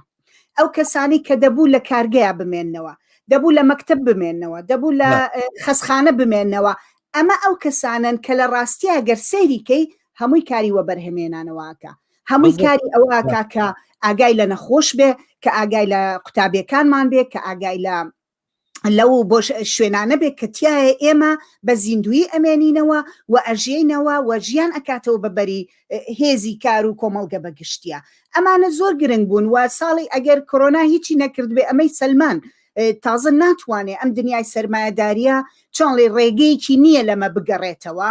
کە کاری بەرەمهێنانەوە حتا سەرمایه‌داری ما بێ ئەبێ ببێتە بەشێک و تێک هەڵکێش لە سێرکولی لە بازنەی بەرەمهێنان و ئەبێ مەصرفەکەی بکێشێ ئەبێ تێچوونەکەی بکێشێ هەر بۆیە ئێستا ئەبینین دەوڵەتەکان بە مەجبوری لە ساڵی پارەوە هاتوونەتەوە پارە ئێن بەو کەسانی کە بێکارە بن ئەچنەوە ماڵێ پارە ئێن بەو کەسانی کە ئەبێ لە ماڵە و خەریکی مناڵەکانیان بن پارە ئەخەنە بەردەم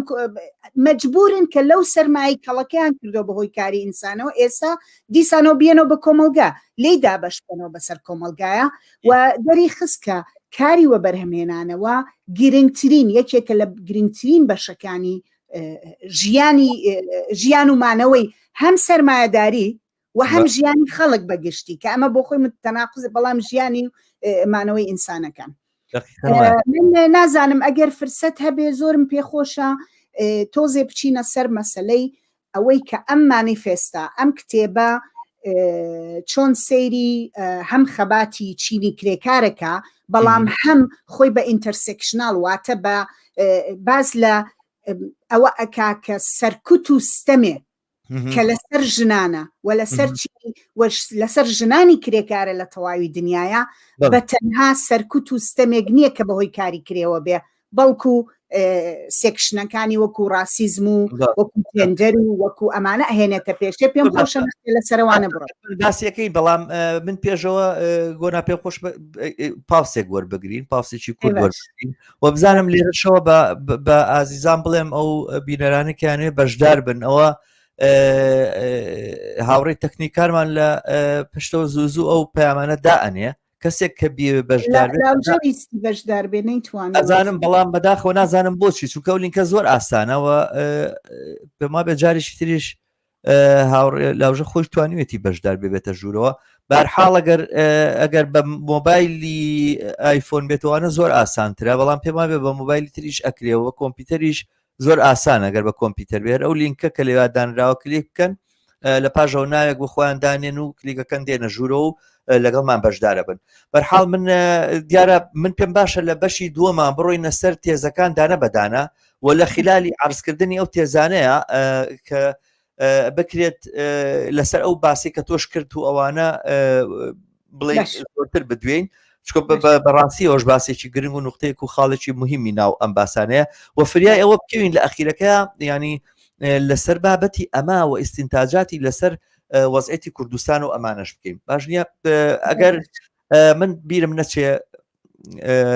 بینەرانی ئازیز ئاگادارکەمەوە کە بۆ کۆمەکردن بەم کەناڵی ئێمە ئەوڕێ محەممەد لێرە وتی خۆزگەم کەناڵە دەیان سەدان کە سەیری بکردایە بەڵام ئەگەر بۆی وای لێبێ پێویستمان بۆیە کە یوتیوبەکەمان پێش بکەوێ داواتان لێکەم یوتیوبەکە لینکی یوتیوبەکە لە لای خۆتان شیر بکەن و هەوڵ بدەن کە خۆتان سەبسکرایب بکە مەگەنەتان کردو تا ئێستا و بە دۆستان و ئاشنایانتان بڵێن کە یوتیوبەکەمان سەبسکرایب بکە ئەمە لە ڕووی تەکنیکی و لە ئایندە کۆمەکێکی زۆری ئێمەکە هەندێک تەکنیک هەیە ئێمە ئەتوانین ئەم کەناڵی پێش بخەین بەڵام بەبێ ئەوەی کە ژمارەی سەبسکرایبەکانمان بگاتە 1000 ناتوانین و کارە بکەین داواتان لێکەین کۆمەک لە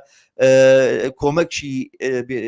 خۆتان بۆ ئێمە درێغ نەکەن و هەوڵ بدەن هەر تەنها بە سەبسکرایبش بێ ئەو ڕێگایە بۆ ئێمە ئاسان بکەن کە بگەین بەو تەکنیکە ئازیزان و خۆشەویستان یەک پاوسی زۆر کورد وەرەگرین و دێینەوە لاتان بۆی فیلمەکە دواتر زۆر درێژ نەبێ یەک پاوسی کورد وەرەگرین و دێینەوە خزمەتتان بۆ درێژەدان بە ئەم بەرنامەیە لەگەڵمان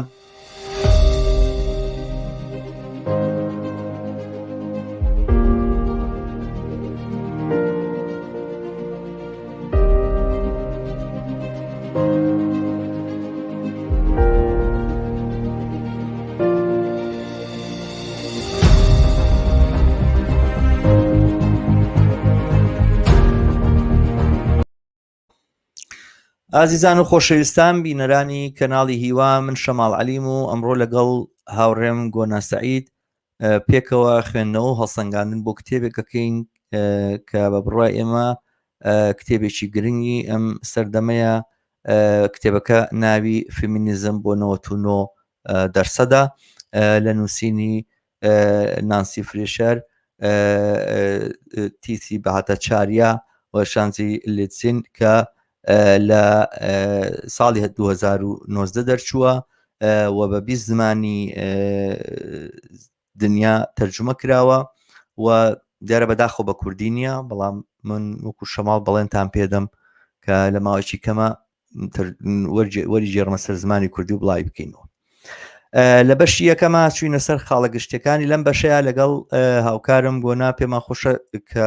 11 تێزی هەیە ئەم کتێبە جا شتێک کە سەرنجڕاکیش ئەوەیە نەزان بە مەبەستەوە وایان کردووەیان نا لە 11 تێزەکەی سەبارەت بە فیورباخە چێ وازانم ئەویانی کردو ژینە دواتر هەنێک باسییان کردووە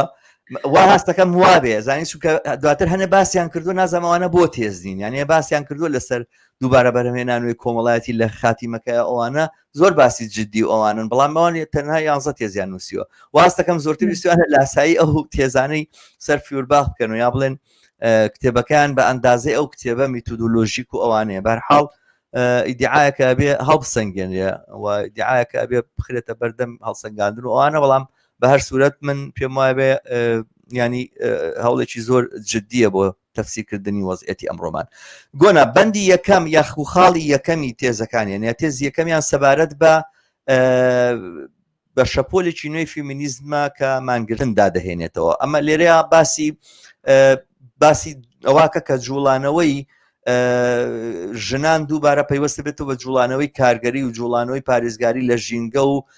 ینی مانایەکی تریش هەتاکو بۆ کار و کارگەر لێرەیە هەست پێکەیت و ئەوانە نازام تۆ هیچ شتێکی تایبەتت هەیە سەبارەت بە دڵنیایی شەماڵ ئەوەی کە ئەم کتێبە ئەوەی کە ئەمە ئەیکا لە تێزی یەکەمیە ئەو لینکە دروست دەکاتەوە لە نێوان خەباتی ژنان و خەباتی چینی کرێکار وەڵامێکی پراکتیک بە ئێمە ئەیاتەوە کە ئەڵێ ئەبێ ئێمە چی بکەین چونکە پێشتر باسمان کرد بەهۆی لیبرال فیمینیزمەوە هەموو خەباتی ژنان قەتیز بۆتەوە بەوەی پیاوای کرد پیاوای وت بە سێکسیزم یعنی بچوو کراوەتەوە بۆ مەسەلەی سێکسیزم و هینکردنی ژن با بڵین دژە ژن بوون و قەتیسیش کراوەتەوە بە دەستکەوت بۆ ژنانی ئیلیت و بۆ ژنانی بۆ جوازنی کەوا بێ ئەم هاتووە پێمانەڵێ ئەڵێن جارێکی تر ئەمە باسەکاتەوە کە ئەڵێ مانگرتنی ژنان چۆن لە سەرەتای سەدەی 20دا بەڕاستی تۆ هەندێک نمونەت هێنایە زۆر مهم بوو لە سەرەتای سەدەی 20 و حتا بۆ شۆڕشی ئۆکتۆبەر ژنان تەنها لەبەر ژنبوون نەهاتوون باسی مان بگرن یاخود داواکاری بکەن ئەوان لە دژی شەڕ مانگرتنی گشتیان کردو خۆ پیشاندانیان کردووە ئەوان بۆ ئاشتی کردویانە ئەوان بۆ مەسلەی مافەکانی ژنان مافە سیاسیەکان کردویانە ئەوان بۆ ئەوە تا تۆ نمونەی ئەوەت باس کرد کە هاتوون بۆ جلشۆرگەی گشتی کردویانە و مەسلەی نان و ئەوەی کە ئەڵێن نان و ببوورە نان و چۆن نان ئاشتی مەسەلە بۆ ژیان بووە بۆ ژیان بووە واتە بۆ مەسەلە تەنها ئەوە نەبووە کە من ژنێکم لە پێناو ئەوەی کە لەگەڵ پیاوێکا یەکسان بم و ئەو یەکسانیە کە هیچ مانایەکی نییە کە تۆ ئەگەر کرێی ئەو کەم بێ منیش یەکسان بم لەگەڵەوە ئەگەرە وەزعی بارودۆخی زۆر خراپێ منیش کەس ئەمەی ناوێت چ شتێکەکەی ئەوێ دەوری ژنان لە تێزی یەکەما دەوری خەباتی جەماوەری و مانگرتنی ژنان بۆ ڕزگاربوونی کۆمەلگا و ڕزگاربوونی ژنان خۆیان و کۆمەلگە لە دەست سیستەمی سەر ئەمە زۆر گرنگە من پێم باش بوو تۆ تێزی دووەم و سێمیش هەر لەگەڵەمە بڕۆین لەسەری چونکە ئەم سیانە هەموو لەسەر ئەوەیە ژنان نتوانن چی بکەن دواتر مەسلەی لیبرال فیمینیزم دواتریش مەسلەی هین باسەکاتەوانەیە کە چۆنە بێت دژە کاپیتالیست بێ ئەم حرەکەی ئەم زووت خۆش بێ ئەتوانین وردە وردە بچینە سەر حتمەن لە باسی ئیفلاسکردنی لیبرالیزمە یا بڵێن لیبرال فیمینیزمە قسە لەسەر ئەو ئەزمونەی هینەکات کلینتۆنەکە کە چۆن ئەم هینە ئەم دۆڕانەی کلینتۆن لەو هەڵبژاردنەیە ئەگەر چی لەسەر دەستی کەسێکی هین بوو ڕاستڕە و زۆر بڵین ڕەگەس پەرست و ئەوانە بوو بەڵام دەواازەیەکی کردەوە بۆی کەوا حقایقەکان ببینرێ من بۆ خۆشم بە سەبارەت بە مەسلەیە شتێکی تریشم هەیە ینی باسی مەسلەی ژنان و باسی مەسلەی ڕەشپێستەکان و باسی ئەو شتانی کە پێوترێ بڵێن سیاسەتی هەویەت یاخۆ ئایدنتی پۆلیتیکس کە لە ئەمریکایە هەمووی تقریبا مرتبطە بەیەکەوە هەتا هاتنی هین ئۆباما و حکومکردنی 8 ساڵ هیچی لە ڕۆڵی ڕەشەکان نەگۆڕی لە کۆمەلگایە یعنی نیشانیدا ئەم نیۆلیبرالیزمە بەڵێ ڕئیسێکی هێنا ڕەشپێستێکی هێنا کردی بە ڕئیسی گەورەترین وڵاتی دنیا بەڵام ئایا هەر هەمان ئەم کاتانەی کە ئەم لەسەرکار بوو ڕەشپێستەکان مەجبور نەبوون بلاک لایف ماتەر دەست پێ بکەن کەمپینی بلاک لایف ماتەر ئاخر گەڕێتەوە بۆ کاتێکە کە ئۆباما لەسەر حکومت نەگەڵ کاتێک کە هین هات کە بڵین ترامپ هات پێش ئەو بلاک لایف ماتەر یاخود ژیانی ڕەشپێست گرنگە مهمە هاتە پێشەوە دلیلەکەی ئەوە بوو کە هاتنی ئۆباما هیچی لە وەزعەتی ڕەشپێستەکان نەگۆڕی و هاتنی ژنێکیش هیچی لە وەزعەتی ژنان نەئەگۆڕی بەڵام هەتا ئەم هاتنەش شکستی هێناوە ئەم شکستە دەواازەی کرد دەرگایکی کردەوە کە فیمینیستەکان بڵێن بێ من ڕێگەیشی کەم دۆزینەوەی تر ینی بەشێک لە ڕوتی فیمینیزم زمینەی ئەوە دروست بوو کە نزیک بێتەوە لە سۆشیالیزم نزیک بێتەوە لە دژایەتیکردنی کاپیتالیزم و بۆی ڕوون بێت و دیارە زائیدن ئەو پێشینەی کەوتمان لە هەرسهێنانی لیبرالیزم هات بۆ پێشەوە ئەمە ئەو دەرگای کردەوە. بەشی سێمیشی ینی خاڵی سێمیش کە لەم هینا باسەکرێت قسە لەسەر فیمینیزم بۆ 99% دەڵێ فیمینیزمێکی دژی سەرمایه‌داریە، ینی پرسی ژنان بە پرسی چەساوەکان و بەشخوراوانی کۆمەلگاوە بەگشتی ئەبەستێتەوە. ینی قسە بزەبت ئەو شتێکە تۆوتت باز لە کری یەکسان بۆ کاری یەکسان نییە، باز لەوەیە کری تەسەل بۆ کارێکە ئێمەیکن ئەمە خواستی گەر کارگەران بە وەزعێکی نالەبارە و کارگەرانی پیا بە وەزعێکی نالەبارەوە لە سەرکار بنوانە ئەهمیەتی چەم بڵم داواکەم کرێکەی منی ژۆک و کرێکەی ئەو بێ، ینی وەکەوەی کە ڕازی بوونە بە کرێکی نزم بەڵامی تر هەرەوەیە کە پێکەوە وەکو دوو کۆی لە یەکسان من کەسمان لەوی ترمان کۆی لەتر نەبێ کە ئەمە ئیتر ئەکاتەوەی کە ئینە فێمینیزم کە بە معنایەک دژی سەرمایه‌داریە خواستەکانی خۆی بەستێتەوە بەمەوە و دووبارە ئەو لێک هەڵپێکانەی کەوتمان لە تیوری و بەرهێنانەوەی کۆمەڵایەتیە دووبارە بەرهێنانەوەی کۆمەڵایەتی و کردی لە بناغەوە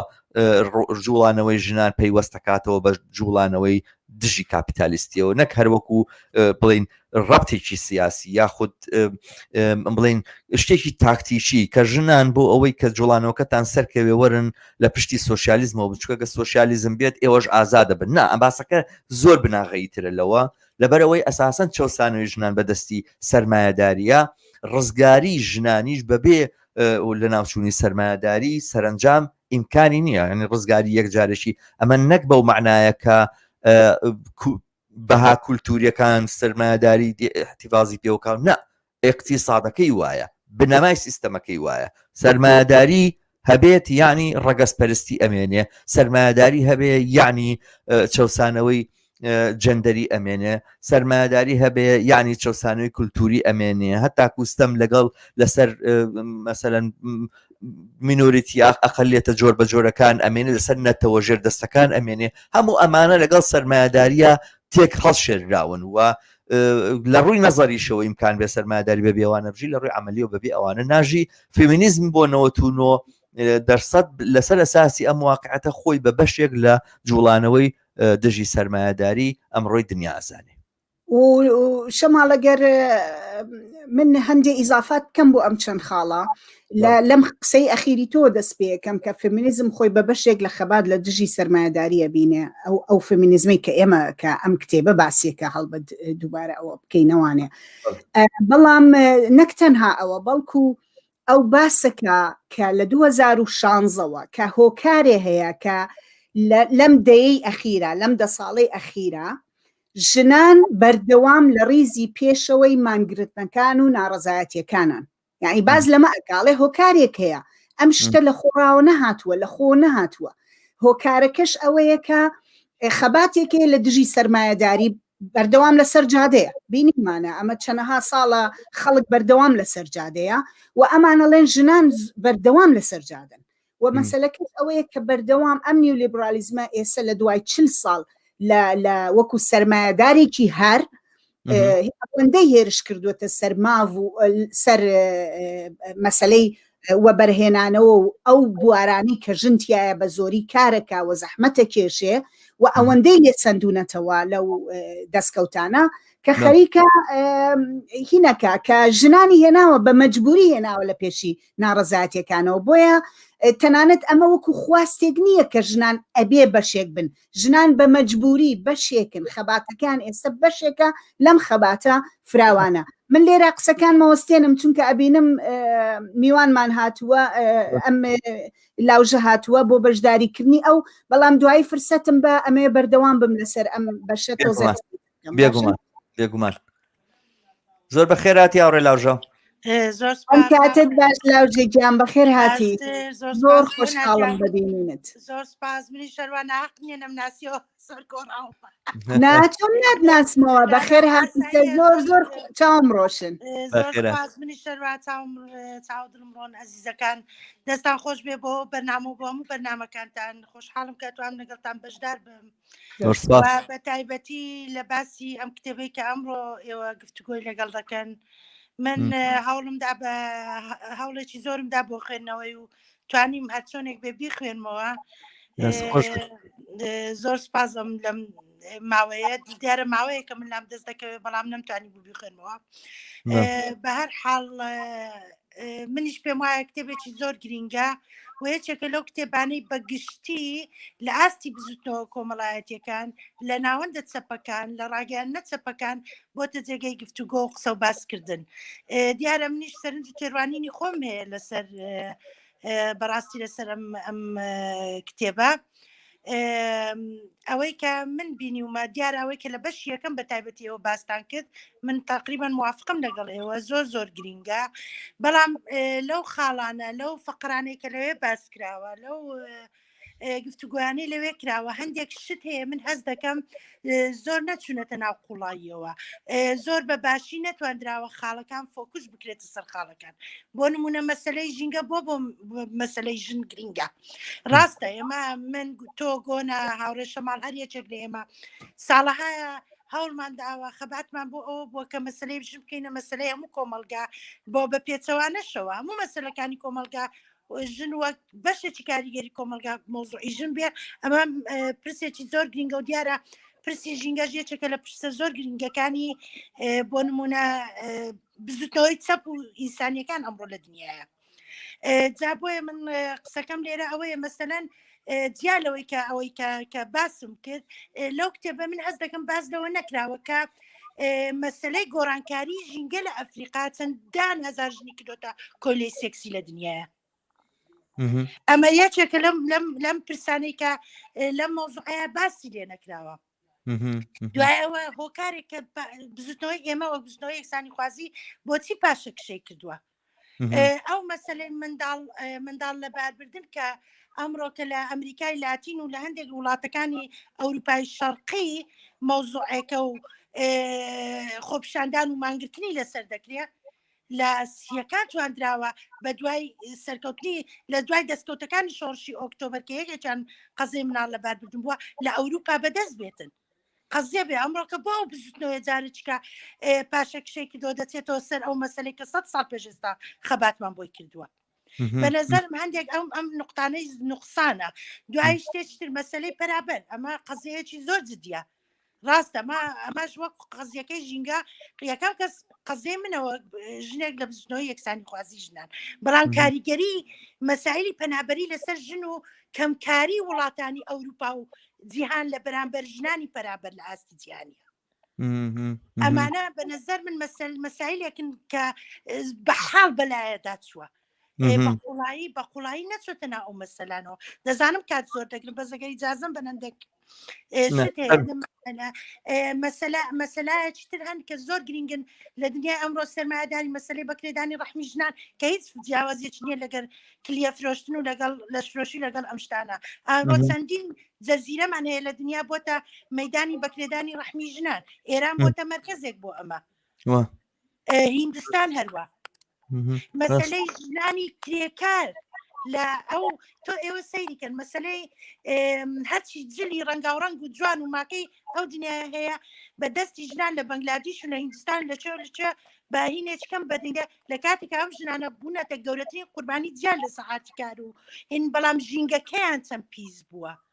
ئەو موادە کیمیاویانەی بۆ خۆشەکردنی جلد و نازانم چی و چی بەکاردێنن کاریگەریەکی لەسەر بە تایبەتی ژنان لەو ناوەندانەی کرێکاران لەسەر منداڵان داناوە. یعنی کۆمەڵێک مەسەلە هەن کە مەسەلەی زۆر جدین هەست دەکەم لە هەندێک مەسائل خۆی هینکردۆ کە زیاتر لە ناو مەناطقەکانی ئەوروپا و مەراکزەکانی ئەمریکا و دنیای غەربە مەسەلەیەک لە ئاستی جیهانی، مەسەلەی ژن لە وڵاتانی ئیسلامی لە وڵاتانی ئێمە لە کوردستانی ئێمە. من لە هیچ شوێنێکی ئەو کتێبە خاڵێکی وان بەرچاو ناکەوێت کە ئێمە چۆن ئەو خەباتە بەیەکۆ ببەستینەوە. چۆن جارێکی کە بزوتنەوەیەکی ئێمە کاتی خۆی مەسەلەن کۆنگرەی ژنانی جیهانی هەبووە ئێمە من لە کۆیە خوشکە فریشتە هەبوو وەک مندوبی ژنانی عێراقی ڕۆیشتۆ لە چین بەشداری کردو لە کۆنگرەی ژنان لە ساڵی پەنجاکانە. باش لە بیستەکان ژنانی میسر بەشداریان لە کۆنگرەی ژنانی جیهانی کردووە. ڕاست باشە ئەم خاڵانە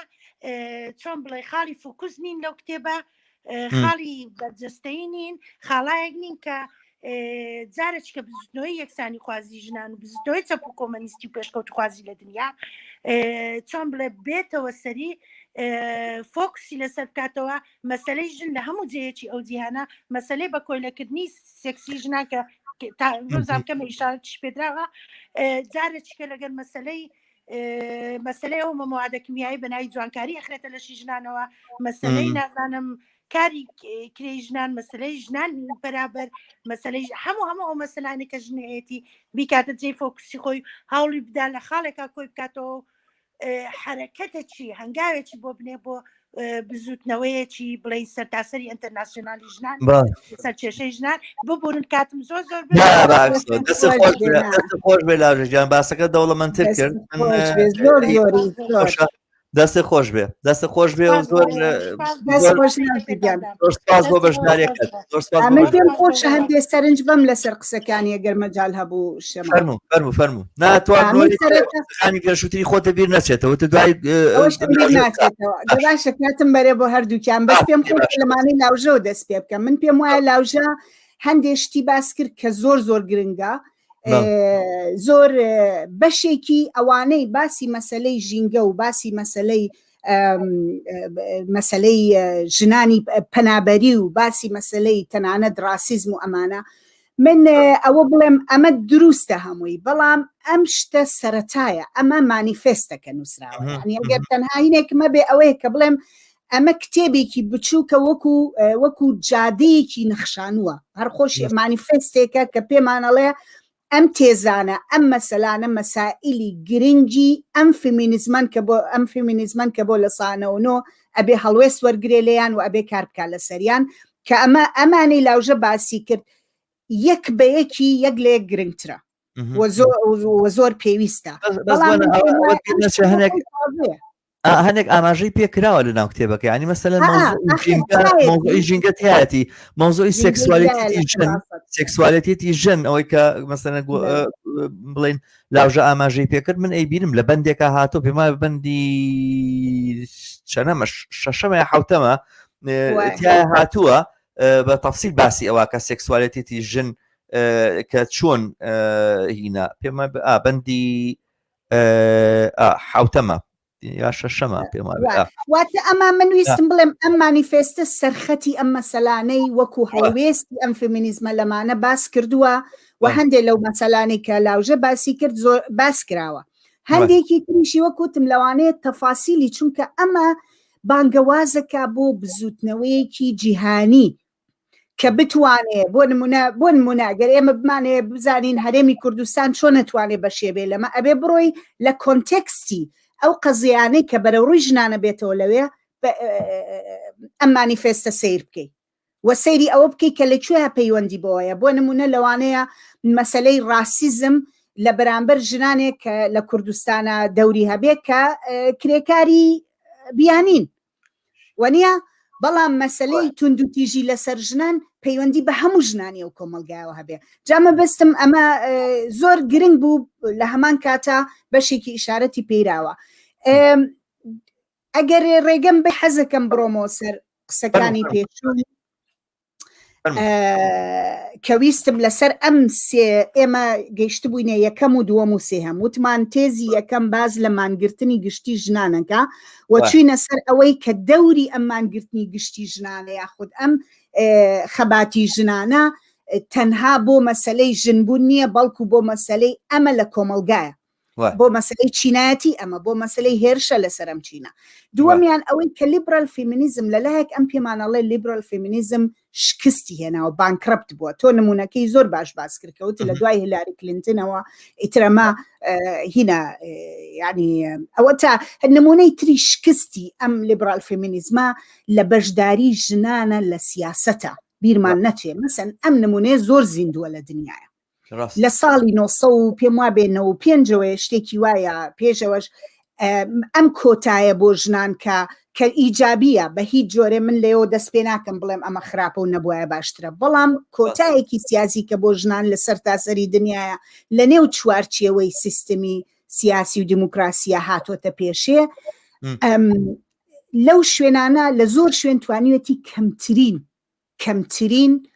کاریگەری لەسەر باشکردن و نوێنەرایەتیکردنی مەسەلە سیاسیەکان ڕێگەم بە یەک قسە بکەم لێرە ئازانیی کۆتای ژن لە عێراق گەشە لە پەرلەمانی عێراقا یەکەم بڕیاریان یەکەم شتیان ئەوە بوو قانونێک هەبوو لە قانونەکانی عێراقا کە نابوو عنفی ئوسەری هەبێت و لێدان لە ژن هەبێت و ئەوانە یەکەم مەطلبیانەوە بوو تیانە بێەوە بگۆڕێ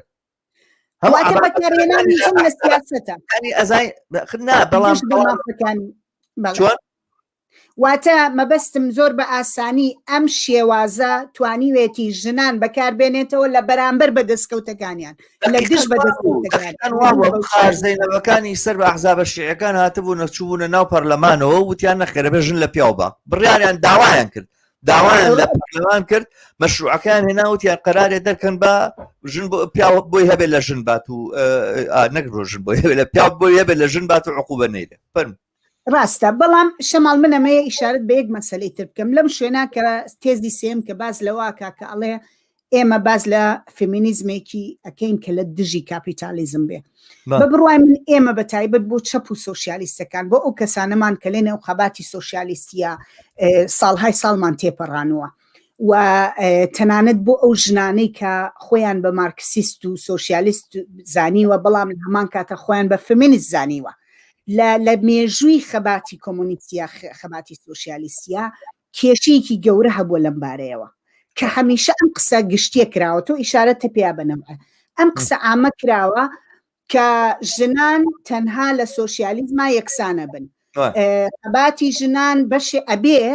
ئەمە هەر ئەم ساڵ کرایەوە هەرم هەشتی مارسی 3-4 ڕۆژ لەو پێش بە گشتی ئەم قسێ ئەکرێتەوە خەباتی ژنان ئەبێ بەشێ بێ لە خەباتی چینی کرێکار بۆ هەڵپێچانی سەرمایەداری بەڵام چۆن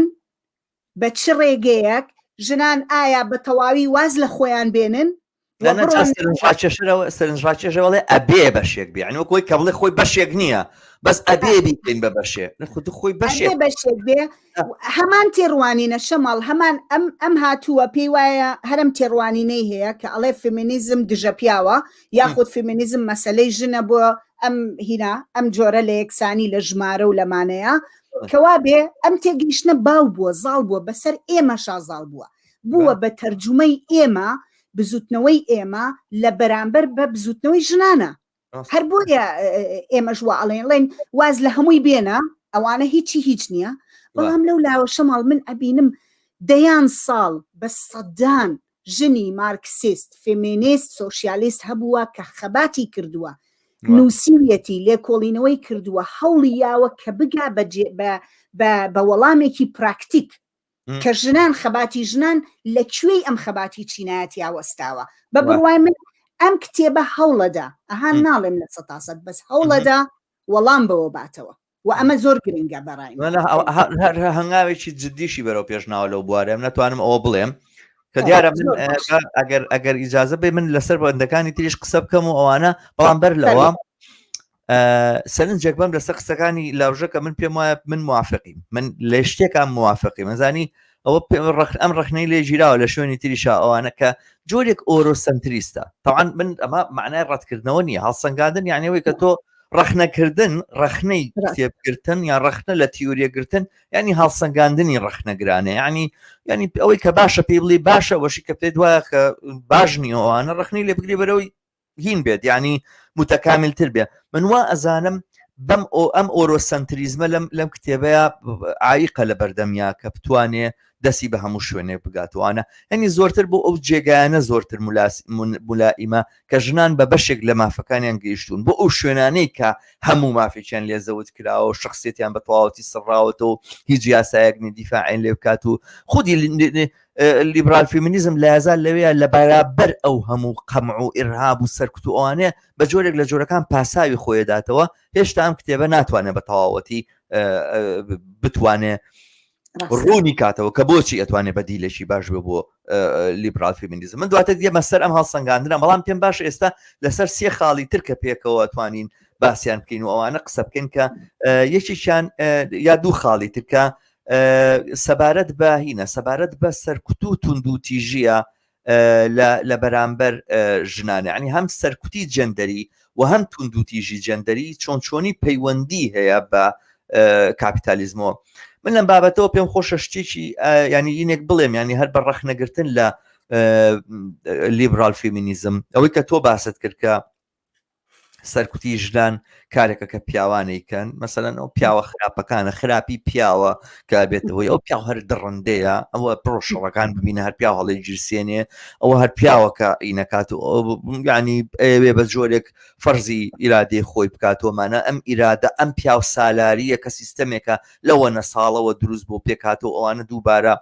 سەرمایه‌داریە درێژە بەخۆیدا ینی دووبارە دووشتی تەریبن بە یەکترەوە ئەڕۆن و ئەوانە ینی جۆرێک توندوتیژیەکە لە سەرمایه‌داری بێبەریەکە یاخود تەبریئەی ئەکا لەو دروستبوون لە دروستبوونی ئەو توندیتیژیە کە هەموو ڕۆژە بەسەر ژنانە فەرز ئەکرێ لە حاڵێکە حقیقەتەکە ئەوەیە چ توندوتیژی چ سەرکوت کە و ناوێنێ سەرکوت ینی ئۆپرێشن سەرکوتی جێندەری ناڵێ ستەمی جێندەری مەسەلەن ناڵێ هینا کەلیمەی ئۆپرێشن بەکارێنێ کە قسە لەسەر هینە لەسەر بڵین سەرکوتکردنە سەرکوتی جێندەری و توندوتیژی جێندەری هەردووچی پەیوەندێکاتەوە بە سەرمایه‌داری و پەیوەندێکاتەوە بەو پرۆسەیەوە لە بەرهەمهێنانی دووبارە بەرهەمهێنانەوەی کۆمەڵایەتیە ینی باسەکە لەسەر چییە باسەکە لەسەر ئەوەیە کە تۆ کارگەریەکی دیاری کراو کە تەواوی ڕۆژەکە لە بەردەم قەمع و سەرکوتی سەرمایه‌داریە لە بەردەم چەسانی سەرمایه‌داریە دێتەوە بۆ ماڵەوە بۆ دووبارە وەرگرتنەوەی ئەنەرژی و بۆ دووبارە ئیدامەدانەوەی بەژیانی پێویستی بە کۆمەڵی خزمەتگوزاری هەیە سەرمایه‌داری پێی وتوتێتی ژنەکە بە بەلاش بۆ دەکات ئەمەقمان نییە بەسەریەوە ئێمە کە مەعاشیشە دەینێجا خۆشەوەی بەشێک لە سۆشیالیستەکانی ژیانی من خۆم بیرم دێ یەکێک بوولانی دەجار نووسیمە کرێ دەبێ بە پێی خێزانێکی 5 نەفەری دیاری بکرێ ینی هەر لەوێ تایەتی کە کرێکەی بە کرێکارەوەمانەوە بەشی ژنەکەشی تیا ینی کرێی بە کارگەر بەشی ژنەکەشت داوە ینی کارگەرەکاڵی ژنەکە کە لە ماڵەوە کارت بووەکە ئێمە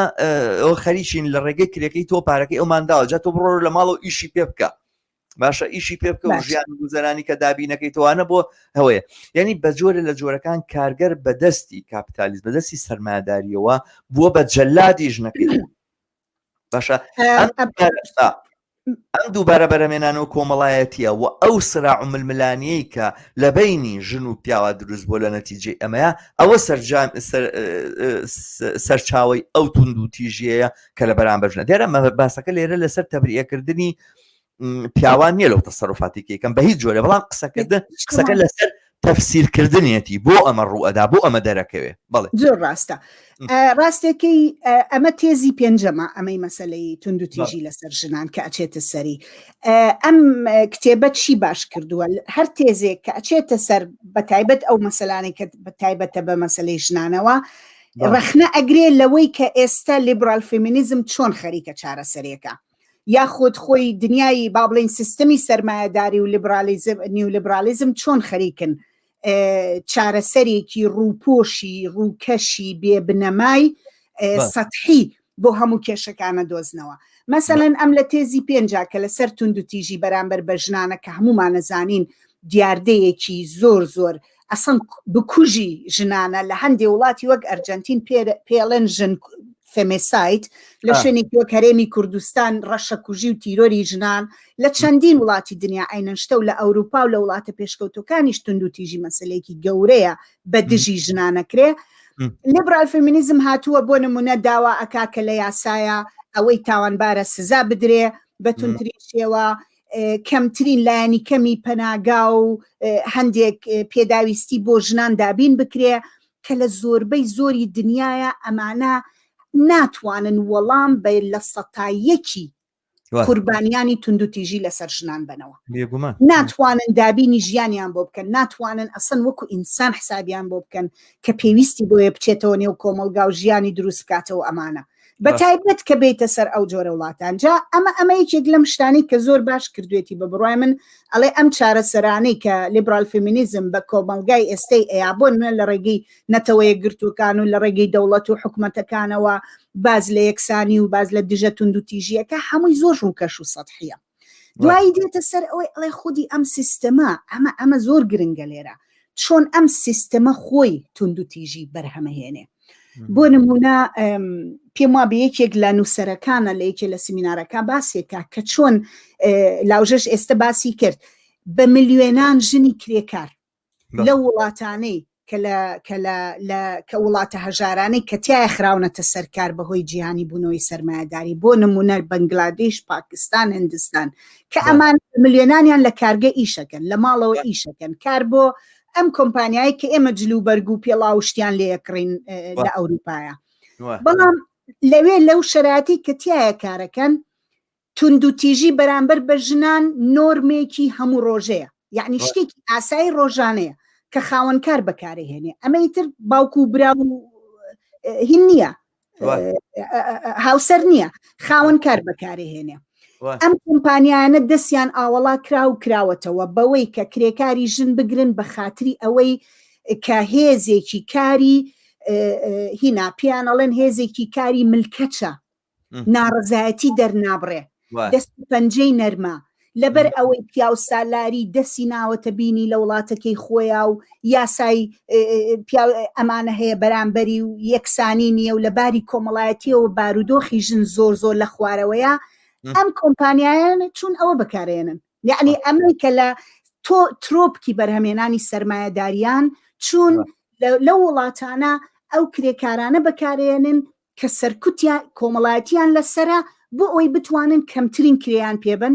بە خراپترین شێوە بیان چەوسێنەوە، واتە هەرم سیستەمە خۆی تونند و تیژی بەرهەمەهێنێ، لێدان بەرهەمەهێنێ، پیا و سالاری زیندوو لەسەر ئەساسی ئەوە قەزاوەتکرد کە لە محکەمەیە زۆر جارەڵێن کێ قازانجی لەم تاوانەیە هەیە لەسەر سەرکوتوستەم لەسەر ژنان نابێ بڕۆنی خی سەرمایه‌داری بگاخی چێ قازانجی کرد کابرەی کارگەری ڕۆژتایەوارە لە دەرەوە خەریکە شانە کوتێ و قۆڵە کوتێ و ئەوانە دێتەوە ماڵەوە لەگەڵ ژنەکەشیان لێوێ بە شەڕ ڕۆمانە تونند و تیژ بەکارێنێ یا بەکارینانێ ژیانی جەحیمە، ژیانی وێرانە لە ینی ئەو خێرێک و قازانجیشی لەمە کردووە، یانیزێکی نفسی وەرگێتەوە بڵێ من هەموو ڕۆژەکە تێم هەڵدرا ئەوانە با لێرە ئیسپاتی کەموو کە من بە شەرم قەی ناکە لەوانەیە ئەمە شتێکی ئەو بەو معنایە بێ. بەڵام چه خێرێکەکە مەسەلەن ئەم دەنگ و هەرا و فەرتەنێ لە ماڵەکانە کە دروستە بێوانە لە بینی ژن و پیاوە چه خێرێکی بۆ خۆیان چه خێریی بۆ پیاوەکە هەیە؟ هیچ. ئەوەی کە قازانجەکە لێرە ئەوەی کە بەرژەوەندەکەی پارێزراوە کاپیتالیزم سەرمایه‌داریە. گۆنا بەر لەوەی هین بکەیت ئەزانم قسەکانم آخر دێر بڵێم لەو ئەزانم بەس یەک سەرنجەڵێم ئەوان هەنێک پرسیار هاتوون ئازیزان و بینەرانی خۆشەویست پرسیارەکانتان هیمان ناکەین هەمووی وەڵامە دەینەوە فرسەتیان بۆ دانێنە تاکو وەڵامی پرسیارەکان نەدەینەوە بەرنامەکە کۆتایی نایەنین ئەگەر درێژیش بێتەوە باشە دانی سنجارێ بە دیارمانە قسەم لەو بارەیەوە بەزویستم ئەوەم لە بیر نەچێ. ئێمە بە تایبەت لە مەسلەی تونند و تیژی سیستەماتیک لە بەرامبەر ژنانە من نمونەی ژنانی کرێکارم هێنایەوە کە کۆمپانیا جیهانیەکان بەکاریانێنن، بەڵام ئەگەر بڕۆین لە خۆرهەڵاتی ناوەڕاستە لە هەرێمی کوردستانە بۆ ئەمە بگەڕین زۆر زۆر بە ئاسانی دەست نیشانی نمونونەکانی ئەکەین کە ئەم تونند و تیژیە سیستەماتیکە چۆن دەسەڵات بەرهەمی ئەهێنێتەوە، دام و دەستگاکانی بەرهەمی ئەهێننەوە و ئەو ژنانی کە خۆیان کردو بە نوێنەری مەسلەی ژنان کە ئیلیتی نوێنەری لیبرال فێمینیزمن کەمترین و بچووکترین و ڕووکەشترین چارەسەریان پێشنیار کردو بۆ ئەم مەسلەی ویستم بەوە کۆتایی پێبێنم. ئەکری ئەمە بابەتی قسە و باسی تر بێ بەس نامەیە لەوە زیاتر لەسەر ئەمە بڕۆم. آخر قسم ئەوەیە تێزی چوار کە پێشکە ئێمە چوینە سەر تێزی 5 کە مەسلەی تونند و تیژیە، بەس تێزی چوار باز لە کرایسیسی باز لە ئەزمەی فراوانی کۆمەڵگە و سیستەمی ئێستەی سەرمایه‌داریەکە کە بە بڕوای من ئەگەر کاتمان هەبوو خراپ نییە بچینە سەری، چونکە باز لە 40 ساڵ 50 ساڵ لە هینەکات لە ئەوەی کە تۆ ناوت برد کێشانەوەی یعنی هینکردن بەرتەسکردنەوەی ژیان ئەسڵان بۆ خەڵک، بەرتەسکردنەوەی بوارەکانی ژیان و کارکردن و ئەوانە دەست خۆش ئەو خاڵەش باسەکەینەوە دواتر. بەڵام من پێم خۆش بوو لێرە ئابەر لەوە کە ئەم باسە کۆتایی پێ بێم لەسەر مەسلەی تونند و تیژی لە بەرامبەر ژنانە حقەتێک باسکەم، یعنی ئەم مەسلەی تونند و تیژی لە بەرامبەر ژنانە لە وڵاتی ئێمەیە یەکێکە لە مەسلە سەرەکیەکان کە جوڵانەوەی ژنان بەدەستیانەوە گرتووە یعنی تۆ کەمترە بینی لەسەر مەسلەی دایانگا قسە بکرێ ئەمە چەند بەرنمەیەکە من پێم وابێت چەند کتێبێکیش لەسەر و بابەتە دەرچووەکە تۆ دووتیژی لەسەر کار یاخود دەست درێژی سێکسی لەسەر کار چۆنە و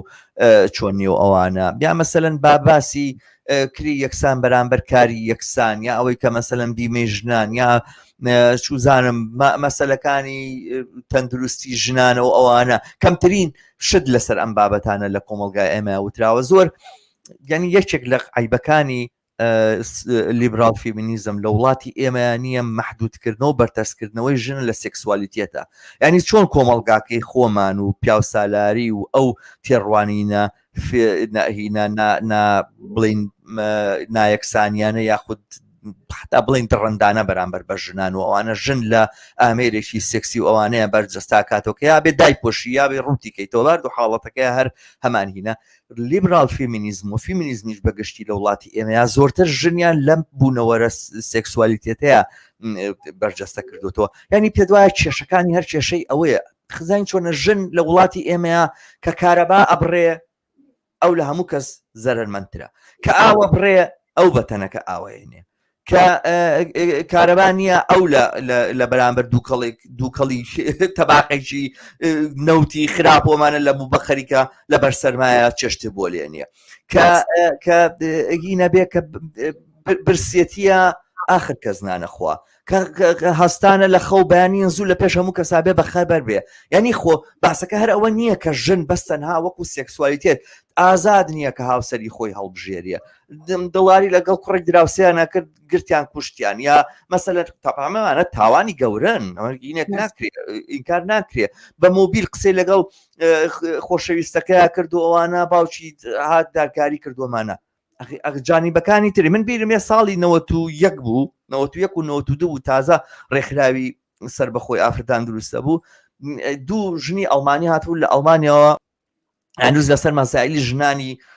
کوردستانەوانە کار بکەن وتیان هاتن باسییان کرد وتیان لەگەڵ منە قسەیانەکەم تۆزێک ئینگلیزیەکەم باشتر بوو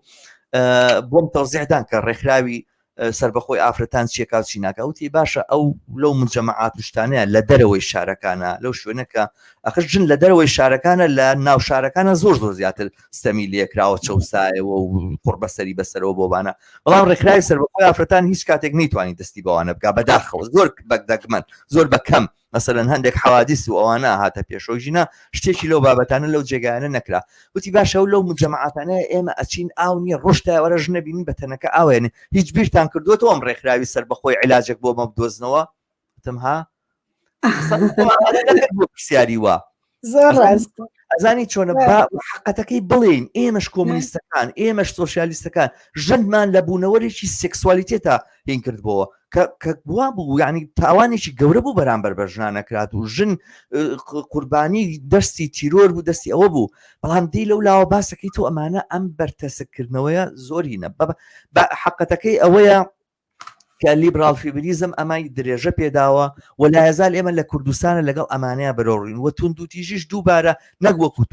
تیژی سیستەمێک نەک وەکو تونند و تیژی نظامێک وەکو تونند و تیژی پیاوان ئەبینین لە بەرامبەر ژنانەوەی کە تۆ باست کرد و ئاماژەت پێدا و دووبارە ئەو شەڕوگینانی کە ئەیبینینەوە وەکو شەڕێک ئەیبینین کە ڕێکخراوەکانی ئافرەتان بچن تەدەخولی تیا بکەن و ژنان بپارێزن بۆ ناکرێوا بیرکەینەوە هەر هاوارێک ئەمڕۆ لە شارێک لە گەڕەچێکە لە ماڵێکە لە شارەکانی کوردستانە بەرزە بێتەوە لە بینی ژن و پیاوە بەشێکە لە اعتراض لە دژی ئەم سیستەمە پیا و لە ماندوێتی لەم سیستەمە وەژن لە ماندوێتی لە کاری دووبارە بەرهەمێنانەوە لە ماڵەوە اعتراضێکە بەرامبەر بە سیستەمە ئاراستەکەی تێک چووە شەڕ و کێشەیەکە لە بینی ژن و پیاوە هەیە بەشێکە لە خەباتی چینایەتی ئەگەر تەوجێ بکرێ بە ڕۆڕاستەقینەکەیە و ئەو کێشانە زۆر بە دڵنیایی بەڵێ ئەو قسەی تۆ من بەتەواوی پشتیوانی یەکەم بەڵام من پێم وابێ لە ئێستاە هەتاوەکو ئەگەین بەو تێگەیشتنە ئەبێ هەمیشە بڵێین تکایە ئەم قسەیە بەوە وەرمەگرن پاساو بێ بۆ تونند و تیژی پیاو لە بەرامبەر بە ژنانە بە هیچ جۆرە جێگەی پاساو نییە تۆ وتت ئەمانە هەمووی تاوانە ئەبێ بەرە ڕووی بینەوە ئەبێ تاوان باران سزا بدرێن ئەبێ یاسای یەکسانە بێ زۆر شتە بێ بەڵام تێگەیشتن لەوەی سەرچاوە ڕیشەیەکەی کوێ و لە چیەوە دێت ئەوە مەسەلەیەکی ترە چکە واد لێ ئەکا خەبات بڕۆی لە بەرامبەر بە چیا بکەیت خەباتەکەت ڕووی بکەیتە چۆ لەکوێ بتێ چارەسەری ئەم کێشانە بکەیت کە چارەسەری ئەو هەلومەرجەیە کە ئەو دەنگوتیژیە دروستەکە و بەرهەمهێنێ لەسەر بەڵام ئەتا عیلاجەکانیشی بێ بەبێ ئەوە فەرقەکە ئەگەر تۆ توندوتیژەکە بە بەرهەمی سەرکوتێک بزانی کە پیاوان ڕوو ژنانەکەن باشترین شەدەوەیە کە بڕۆی ژنان بەهێزکەی ئەگەر مشکیلیان بوو یاسا هەبێت دیفاعیان لێ بکە کەمەوە تا یاسا هەشە هیچ تەسیرێکیشی نیە هەندێک یاسا دەرکراوە هیچ کاریگەریەکی نییە باشە یا لەو لاوە مەسەن ڕۆشنگەری بکەی پیاوان ڕۆشنکەیتەوە یا مەسەرەن ئەو مەکرۆ هینەکە ئینڤستمنتەکەمی کە پارەی بە ژنان مەشینەیە بکڕن و لە ماڵەوە یا دوو تیرۆک و پنەیە بکڕن و لە ماڵەوە خەریک بن نان دروستکەن و بەمە ڕزگار بن و لە چەسانەوەی سەمی بڵین جەندەری ڕزگاریان بێ بە نەزەرم هیچ کام لەمانە عیلاج نین بەڵام بینینی ئەوە بە معنایەک ئاراستەکردنی ئەو تووڕەیەیە و هەوڵدانە بۆ ڕێک دروستکردنی ڕێکخراو لەناو ئەو ژنانەیە ئەوەن دواتر دێمە سەرەوەی کە مەسەر بۆ نمونە لە گەڕەکەکانی شارەکانی کوردستانە چی بکرێ بەرامبەر بەم مۆزعەتێکە ژنان تێکەوتووە ئەگەر کێشەی ژنان بەو عمومیەتە ببینین کە دیومانە بچینە سەر ئینەکانی تر و من دووبارەیەکەمەوە کە بەڵێن بێت وەڵامی پرسیارەکەم دێم بڵێ فەرموو من پێشنیارێکم هەیە تێزەکانی تر من زۆر بە کورتیەکی دێڕێکم لەسەر ئەتوانم ئیشارەیان پێ بەمەگەر پێت باش بێ چونکە پێم باشە ئەوە سەعاتێک و 36 دقەمان تێپەڕانوە تێزەکانی تر ئاماژە پێ ئەەکەین بەڵام بچینە سەر وەڵامی پرسیارەکان ئەگەر پێت باش بێ منە توانمە کارە بکەم فەرموو باشە کەوا بێ ئێمە باسی تا تێزی 6مان کرد کە وتمان ئەم فێمینیزمە ئەڵێ بەرامبەر بە هەموو فۆرمەکانی توندوتیژی کە بەهۆی کاپیتالیزمەوە دروست بوون ئەوەستێتەوە تێزی 6 ئەڵێ باز لە سێکشوالیتیەکە واتە باز لە بەرگری وەستانەوە بەڕووی ئەو سەرکوتانەی لەسەر ئینسانە بەهۆی سێکشوالیتی جۆرا و جۆرەوە و ئەو لێرە دووبارە ئەڵێ ئێمە ئەبێ ئەمە ئازادکەین لەوەی کە تەدەخولی تێدا بکرێ بە یاسا و ڕێسا بەڵکو بێ وەکو مافی تاکە کەس کە ئەگەڕێتەوە بۆ ئینسان خۆی و پارێزرا و بێ خۆی بمێنێتەوە لە لای تێزی 8 باز لە دروستکردنی فێمینیزمێکی دژە ئیمپریالیستی دژە ڕاسیستی ڕزگاری خواست بەوەی کە کاپیتالیزم ڕەت ئەکاتەوە و بەرامبەری ئەوەستێتەوە باز لەوە ئەکا تێزی 9 باز لە ژینگە ئەکا کە پێم وا بێ لاوژە زۆر باسی کرد زۆر بە دروستی و ئەم لێرەدا هاتووە ئەڵێ ژینگە بووە بەو بەشەی تر کە سەرمایەداری وەکو شتێکی خۆڕایی و بەردەوام و لە بەردەستیا هەتایە ئەوێ بەکاری بێنێ واتە ژینگە باسمان لە ئاوە لە هەموو شتێکە سەرچاوەکانی ئاوە سەرچاوەکانی نەوتە سەرچاوەکانی وزەیە سەرچاوەکانی با بڵین دارستانەکانە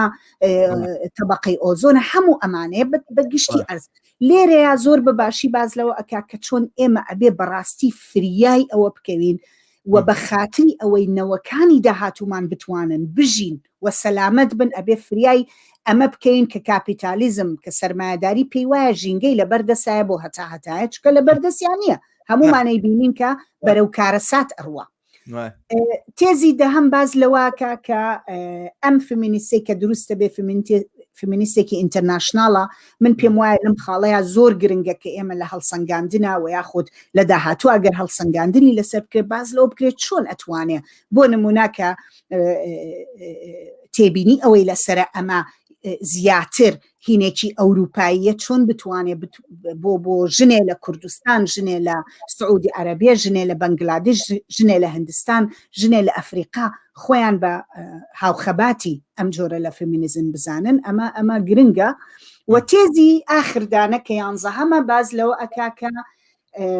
بانگەواز بۆ هاوپشتیەکی ڕادیکاڵ و خەباتێکی هەمەلایەنە دژ بە کاپیتالیزمەکە کە ئەمە پێم وایە هینەکانێتی خاڵە سەرەکیەکان وەکو سەرخاڵی تێزەکان بە دڵنیایی نەمتوانی و حەقی خۆیان پێبم بە زویستم ئیشارەتیان پێبم بەرحاڵ فریان ناکەوتین لەوە زیاتر وەک تۆش منیش موافقم ئەم کتێبە زۆر مکەسەفە زۆر ئینی تقریبا نەتوانین بڵێ چەند کتێبێکە بە کتێبێک نووسراوەتەوە ئەوانە کە حەقمانەکە نەتوانی فریای هەمویان بکەوین و بەتایبەتیش هەندێک لە بینەرانمان کۆمنتیان هەیە پرسیاریان هەیە بێ فریای وەڵامی ئەوان من هەڵسەنگاندنم هەیە وەڵام لەوانەیە بیخەمە دووتوێی ئەو وەڵامانەوە کە بەو پرسیارانەی ئەدەینەوە لێرە هاوڕێ بەڵێن عینەکەمان لە چاوکەینەوە بێعینەک ناکرێت هاوڕێ بەڵێن ئەڵێ یعنی مانیفێستێکە بۆ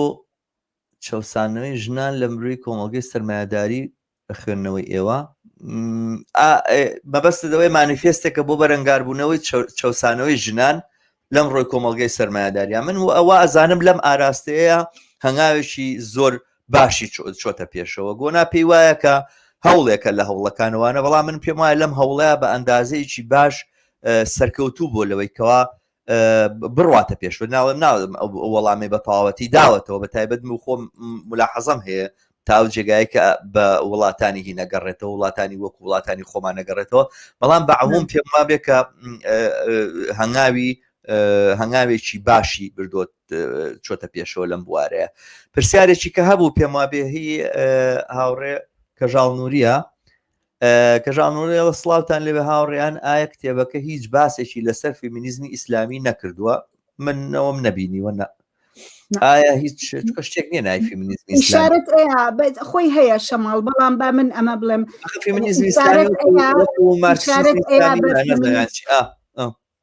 ئیشارەت ئەیە بە فێمینیزمی دژەڕاسیست بە فێمینیزمی ژنانی ڕەش بە فێمینیزمی ژنانی ئەتنیکەکانی تر با بڵین وڵاتانی تر و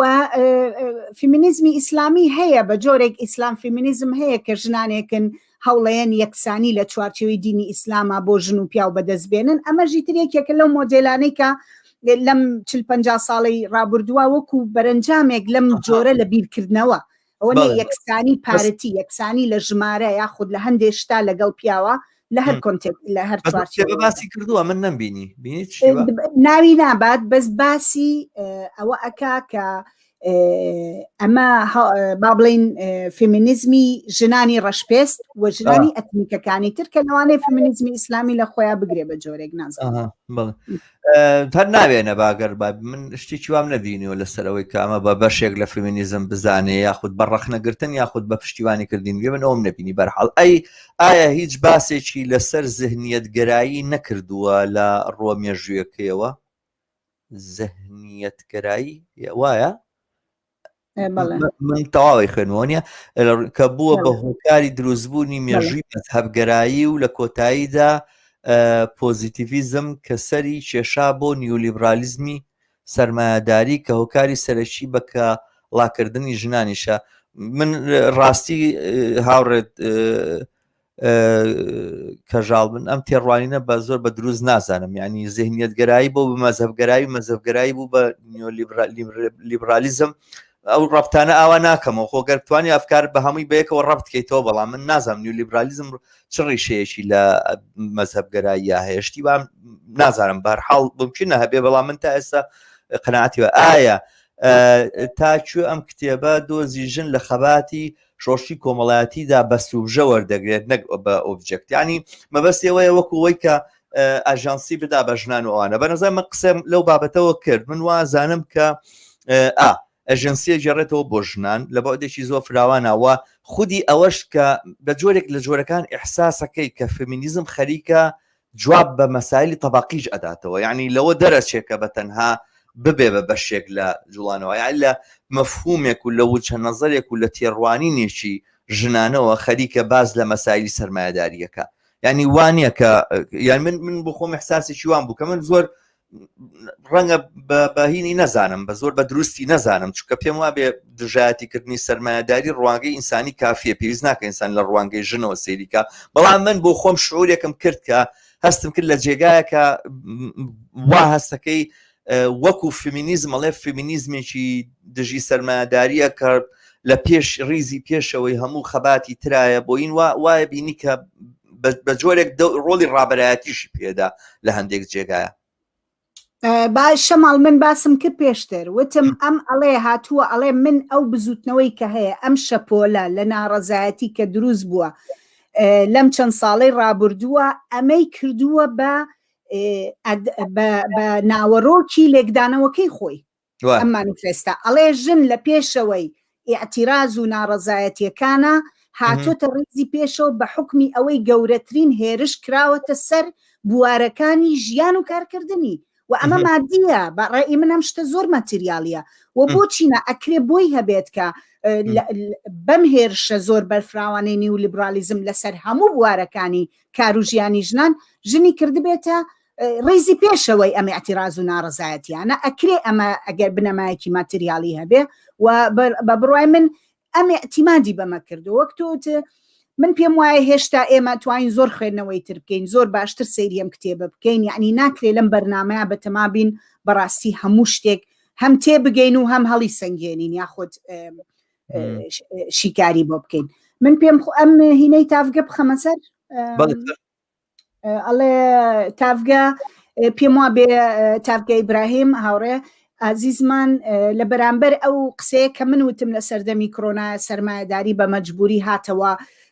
ئەو پارەی کە کەڵەکەی کردووە بە مەجبوری بەشێکی دابش کردەوە بەسەر خەڵکە لەبەرەوەی ئەوەنەی لێ سندبوونەوە ئەوەنەی خەڵک هەژار و فەقیر کردبوو یعنی بە مەجبور بووە بەم کارە ئەمی ژەڵێ بەڵام گۆناگیان ئەم پارەی سەرمایەداری دەیداتەوە بە چینی کرێکار بەشی هەموو پێداویستەکانی ژیان ناکا بۆیە زۆر کەس بەناچاری ئەچێتەوە سەر کارەکەی زۆر دروستە تافگەگیان بە هیچ جۆرێ منیش پێمانیە کە بەشی بکە بەڵکو ئەو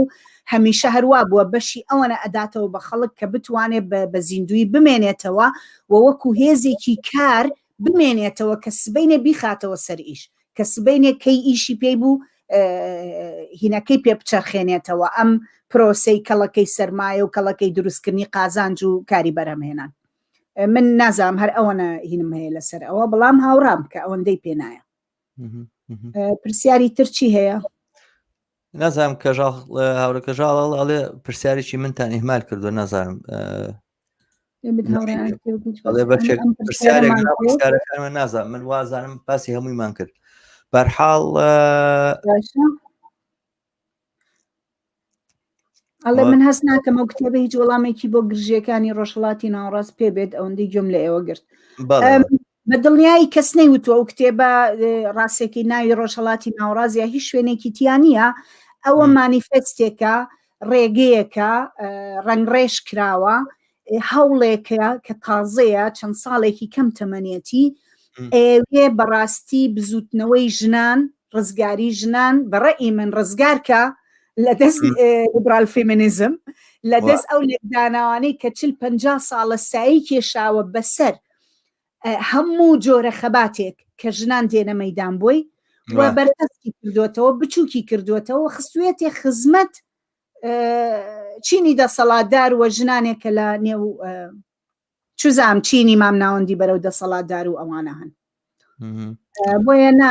منیش پێم وایە بێ کاری زۆری ئەوێ هەتا ئەوەی کە ئەکرێ ئێمە بڕۆین بیر لەوە بکەینەوە چۆن ئەمە پەیوەستە بێتەوە بە خۆڕەڵاتی ناوەڕاستەوە چۆن زۆرتر ئەوە بڵێ کاتی سەرنجەکەمە گۆنا لەسەر ئەم مۆزوع ئەمە زۆرترەوە بڵێمە من وەکو منهەجێتێک سەیریەکەم باشە وەکو تێڕوانینێک وەکو بڵێ میتۆدۆلۆژیە سەیرەکەم کە چۆن مەسائلەکانی ژنان سەر لە نوێ هەڵبسەنگێنینەوە بەڵام لە نهایەتی مەتافە لەو جێگایە کە قسە لەسەر معالەجەکردن و قسە لەسەر وەڵامدانەوەیە پێی چونکە خۆی بەستۆتەوە بە و بزوتنەوەی 99% و عنوانی کتێبەکەش ئەساسەن وایە طبعاً ئەگەرەوانی کە هینەکەن بزوتنەوەی 99% بزوتنەوەیەکی پۆپۆلیستیەکی چەپە ماشە بزوتنەوەی هەموو ئەوانەیە کە لە کاپیتالیزم زەرەریان هێناوە هەموو ئەوانەی کە بەدەست کاپیتالیزمەوە بوون بڵێن بە قوربانی ئەوانە بەبێ ئەوەی کە قسە لەسەر ئەوە بێ تەوەجوهەکە و ئاراستەکە بەرەو کوێیەوە چۆن چۆنی نەکرێەوە مشکلەی ئەساسی ئەمەش جگە لەوەی کە لە ڕووی پۆپولیستیەکەی وەتوانی ئینتیقادی لێ بگری کە چۆن چینەکانی تێکەڵ کردووە ئەوانە و فینەکی تەبەقاتی چیناتی زۆر ڕۆشنی پێوە دیار نییە لەلایەکی ترەوە زۆرتر ئەم جوڵانەوەی 99% ئەم جوڵانە پۆپولیستی لە ئەوروپا و لە ئەمریکای اعتیمادێکی سۆری لەسەر پەرلەمانتاریزمە یعنی قسەکە لەسەر مەسەلەن پۆدیمۆسەوە بیگرە بۆ سیریزا بۆ بێرنی ساندەرز بۆ مەسەلەن هەتا جێرمی کۆربین لە بەریتانیا ئەم جوڵانەوانی تر لە ئەڵمانیا کە دروستە بێ ئەمە هەموو ئەمانە 5 ستار هەتا لە ئیتالیا دواتر کە لەگەڵ ڕاستیستەکانە دەستی تێکەڵ کرد بەڵام بە عموم هەموو ئەمانە لە ئیتاری جۆرێک پۆپولیزمی دژە سەرمایهداری و ئەوانەیە ئەسوڕانەوە و بەم معنایە ئەم جوڵانەوە فیمینیستیە ئەم ئاراستەی لە خەبات گرتو ئەوان ینی باشە مانگرتن لە لە کارکردن و ئەوانە لە وڵاتانێکی وەکو ئەوروپا ئەوانەیە لەوانەیە بە شێوەی غێرموباشر بتوانێت کاریگەری لەسەر سیاسەتی ئەحزابەکان دابنێ و ئاڵوگۆڕی بەسەرا بێنێ مەسەلەن لە عێراق و کوردستان وایە واقعاً جوڵانەوەی 99% هەبێت لە کوردستان وەکو جوڵانەوەیکی سیاسی کەمان بگرێت و مزارە بکە ئەوانە بە تەنها بەمە ئەتوانێت وەڵامی ئەم کێشانە بینەوە لە کوردستانە بە نەزەری من پێم وایە بۆیە ئەمە ینی زۆرتر لەم بابەتەوە نەک لەو بابەتێک کە ئۆرۆسەنتریستە مەسەلەن مەسائلی ڕەگەزی و ئەوشتانی لەبەر چاوە گرتووە یاخود لە ڕوانگەی ژنی سپی پێستی ئەوروپاییەوە معاملات وەکو چۆن لیبرال فیمینیستەکان ممکنەوە بن بەڵکو لەو ئاستەیە کە تەقدیرێک و حسابێکی بۆ وەزعیەتی تایبەتی ئەم وڵاتانە نییە کە ئەساسەن ئازادی مانگرتن نییە ئازادی خۆپیشاندان نییە ینی تۆ لە بازێک لە وڵاتانێ دەبڕۆ لە ئێرانە مەسەرەن خۆپیشاندان بکە بزانام چۆن توانی خۆپیشاندان بکەیت و مانگرتن بەو معنایی کە ئەوان ئەیانەوێ ئەنجامی بدەیت و ئەوانەوە چ کاریگەریەکێ بێ لە کوردستانە کردیشە لە عێراقا کردیشە تەواوی ژنانیش بە تەنها بە مانگرتن نەتوانن خۆستەکانی خۆیان بەرنە پێشەوە بە بڕای من ئەمە تۆزێک لەم بابەتەوە ئەلە نییە و من وا ئەزانم لێرەیە دەستبردن بۆ مبادراتی تر و قسەکردن لەسەر ئەوەی کە ژن بە سوبژەوەرەگری بەو ئیمکاناتی کە ئێستا ئەتوانێت بەشداری بکە لەم کۆمەلگانەیە چۆنی ئەتوانێت لە معالەجەکردنی کێشەکانی خۆیان بە لە بەرچاوگرتنی ئەوەی کێشەکانی ئەو ڕێک ڕەبتی بە کاپیتالیزم سەرمایه‌داریەوە هەیە باسەکە لەسەرەوە نییە دوو حیزبی ناسیۆنالیستی کوردایەتی عەشیرەتی هاتوون لە کوردستانە نە قسەکە لەسەرەوەیە سەروەت و سامانی ئەم وڵاتە تاڵا نەکرێ هێزی کاری ژنانیش تاڵا نەکرێ ئەو شتێکە لە کۆمۆنە لە کوردستانە تاڵا نەکرێ هەموو شتێک تاڵانیە تاڵانی منهەجی سەرمایه‌داریە لە کوردستانە بیمافیها هێزی کاری ژنان و ئەمەش ڕەوای کردووە کە ئەم عادات و تەقالیدە کۆنەپەرستانی هەروە بمێنێتەوە ئیدامە بەخۆی بدا ئەوانە ئەگەر ئێمە لە دۆخێکی ترا بووینایە کە پێداویستەکانی ژیانی ئەم سیستەمە پێویستی بەوە بواە ژنان ئازاد بوون و ڕزگار بوون ئێستا هەموو ئەو فەرهەنگە عەشیرەتی شتانە پێچرابەوە بەڵام چونکە سەرمایه‌داری لە کوردستانە پێویستی بەوەیە بۆیە ئەمە ئەمێنێتەوە و لە جێگەی خۆی و هەروەش درێژەی پێدا بە نەزەرم لە ڕووی لێکدانەوە ئاوایە بەڵام ئەو وەسایلانی کە بەکارێنین من سەرنجەکەم ئەوەیە کە ئەم کتێبە نەیتوانێت تا ئەو جێگایە بڕوە کە ئەمانە دەستنیشانکە بەرحاڵ وەختمان زۆر نەماوە تەنها ئەوەنە ئەمێ بڵێم ئەزای چۆنە منیش پێم وایە ئەم مانیفێستە وەک تۆڵێ مێتۆدێکی دیاری کردووە ڕێگەیەکی دیاری کردووە ڕێگە خۆشکەرە بۆی ئێمە بڕۆین بە چاوێکی ڕەخنەگرانەوە تەماشایکەین هەڵی سەنگێنین و بۆ خۆمان بیر بکەینەوە لە کۆنتێکستی هەلومەرجی ژیانی ژنانە لە کوردستانیا لە هەرجێگەیەکی تر لەم دنیای بیر بکەیتەوە و چۆن تۆ ئەتوانی ئەم جۆرە لە بیرکردنەوە بۆ نمونە منەڵێم ئێستا لە کوردستانە نەوەیەکی نوێ لە گەنجان دروست بووە کە لە سەتا کە خۆی بە باوەڕدار بە یەکسانی ئەزانێ بەشێکی خەڵکێکی زۆر هەیە بەڵام ئێمە ئایا وازیان لێبێنین کە ببن بە خۆراکی لیبرال فیمینیزم کە هەموو ڕۆژێ پیانەڵێ بڕۆ سەرت دانەوێنە و خەریکی کار بە و کاری بەکرێ بکە و بچۆ ناو سیاسەتەوە و بچۆ ناو شوێنی بڕیاردانەوە و خەریکی ئەمەیە لەوێ لیبرال فیمینیزم ئایا ئێمە بەجێ بێڵین بۆ ئەوە یاخود بین پیان بڵین جاوەرە ببە بە بەشێک لە بزوتنەوەیەکی ڕادیکاڵی ئامادە دژ بە سەرمایه‌داری دژ بە دەسەڵاتدارێتی سەرمایە لە کوردستانە بۆ ئەوەی ئەم نەوەی و نەوەکانی داهاتوو بتوانێت لایەنی کەم ڕێگەیە بگرێت تێگەیشتنێ بگرێتە بەر کە تێگەیشتنێکی هەمەلایەنە و پەیوەستیش بێ بەم خەباتە جیهانیەوە من بەبستم ئەوەیە کە ئێستا ئەم کتێبە پۆتێنشیالی ئەمەی دروست کردووە لە لامان کە ئێمە بیر لەمە بکەینەوە بڕۆین ئەم ڕێگەیە تاقی بکەینەوە بڕۆین مانای تیاپەیاکەین تێگەیشتنی تیاپەیاکەین و نەک تەنها بۆ ئەوە شەماڵ بۆ چەپ و کۆمۆنیستەکان بۆ بزوتنەوەی چەپ و کۆمۆنیستی لە هەرێمی کوردستان ئەوەی کە ئێمە چۆن و ئەم قسەی کە کردمان خەباتی ژنان چۆن پەیوەستکەین بەم خەباتە چینایەتیەوە چی بکەن ئایا هەرەوەیە هەر ئەمەی و تەواو ئەو قسە ئامە خیتابە ئامەیە یاخود معنای هەیە معنای پراکتیکی هەیە ئەبێ بڕۆین لێگدانەوەی بۆ بکەین بیرکردنەوەی تیا بکەین و ڕێگە و شوێن و ڕێکخراوی بۆ بدۆزینەوە بەرحاڵ من قسەکی ئەخیرم ئەوەیە زۆر باشە دەستی خۆش بێ گۆناجان پێم وابێ بەرنامەکەمان زۆر زۆردا بەم کتێبە درێژیش بۆەوە زۆر سپاسی بەشداری ئەموو ئەو بینەرە خۆشەویستانەکەین کە هەم بە هەتا بە متابعکردنیشیان بەشداریان لەم بەرنامەی ئێمە کرد هاوڕێیان بۆ برەودان کەناڵە داواتان لێکەین ئازیزان کە کەناڵەکەمان لە یوتیوب لایک بکەن بەرنامەکانی لە یوتیوبەوە لە پەیوەجەکانی خۆتانە لە فەیسبوک شیر بکەن و هەوڵ بدەن دۆستان و ئەوانی کە یان ناسن بە دەورتانەوە داوایان لێ بکەن کە سەبسکرایبی کەناڵەکەمان بکەن زۆر زۆر سپاسانەکەین دووبارە سپاس گۆنا ماندوم کردی ئەمڕۆ ماندوو بووی لەگەڵ من دەست خۆش بابەتێکی زۆر گرنگ بوو بەلای منیشەوە مێدەوارم بەرنامەی تریشمان ببێ سەبارەت بە تر و باسی تر و ئەوانە لە ئێستا و بڵێم هەفتەی داهاتوو سەبارەت بە کێشەی ئاین و هەڵوێستی سۆشیالیستیانە بەرامبەر بە ئاین و ئەو معزیلات و مەسائلانی لەم بابەتەوە هاتۆتە پێشەوە گفتوگۆیەکم بەبێ لەگەڵ هاوڕێیەکە و دوای ئەوەش سەبارەت بە باسی ئابووری ئەم سەردەمەوەوانە هەفتەی دوای ئەوە لەگەڵ هاوڕێکی ترە گفتوگۆمانە بێ ئەم بابەتە بەرنامانە بەردەوامە بن و مێدەوارم بەشدار بن لەگەڵمانە بە پرسیار و بە کۆمنتەکانتان وەک ئەمڕۆ ڕوویدا لەگەڵمان بن و ئەم بەرنامەیە دەوڵەمەندتر بکەن زۆر زۆر سپاس بۆ ئێوە جارێکی تر مێدەوارم شەوێکی خۆشتانم یا ڕۆژێکی خۆشتان هەبێ لەو جێگانەکە ڕۆژە هەموو کاتێکتان شاد سپاس بۆ هەموو بینەرانی عزیز کاتی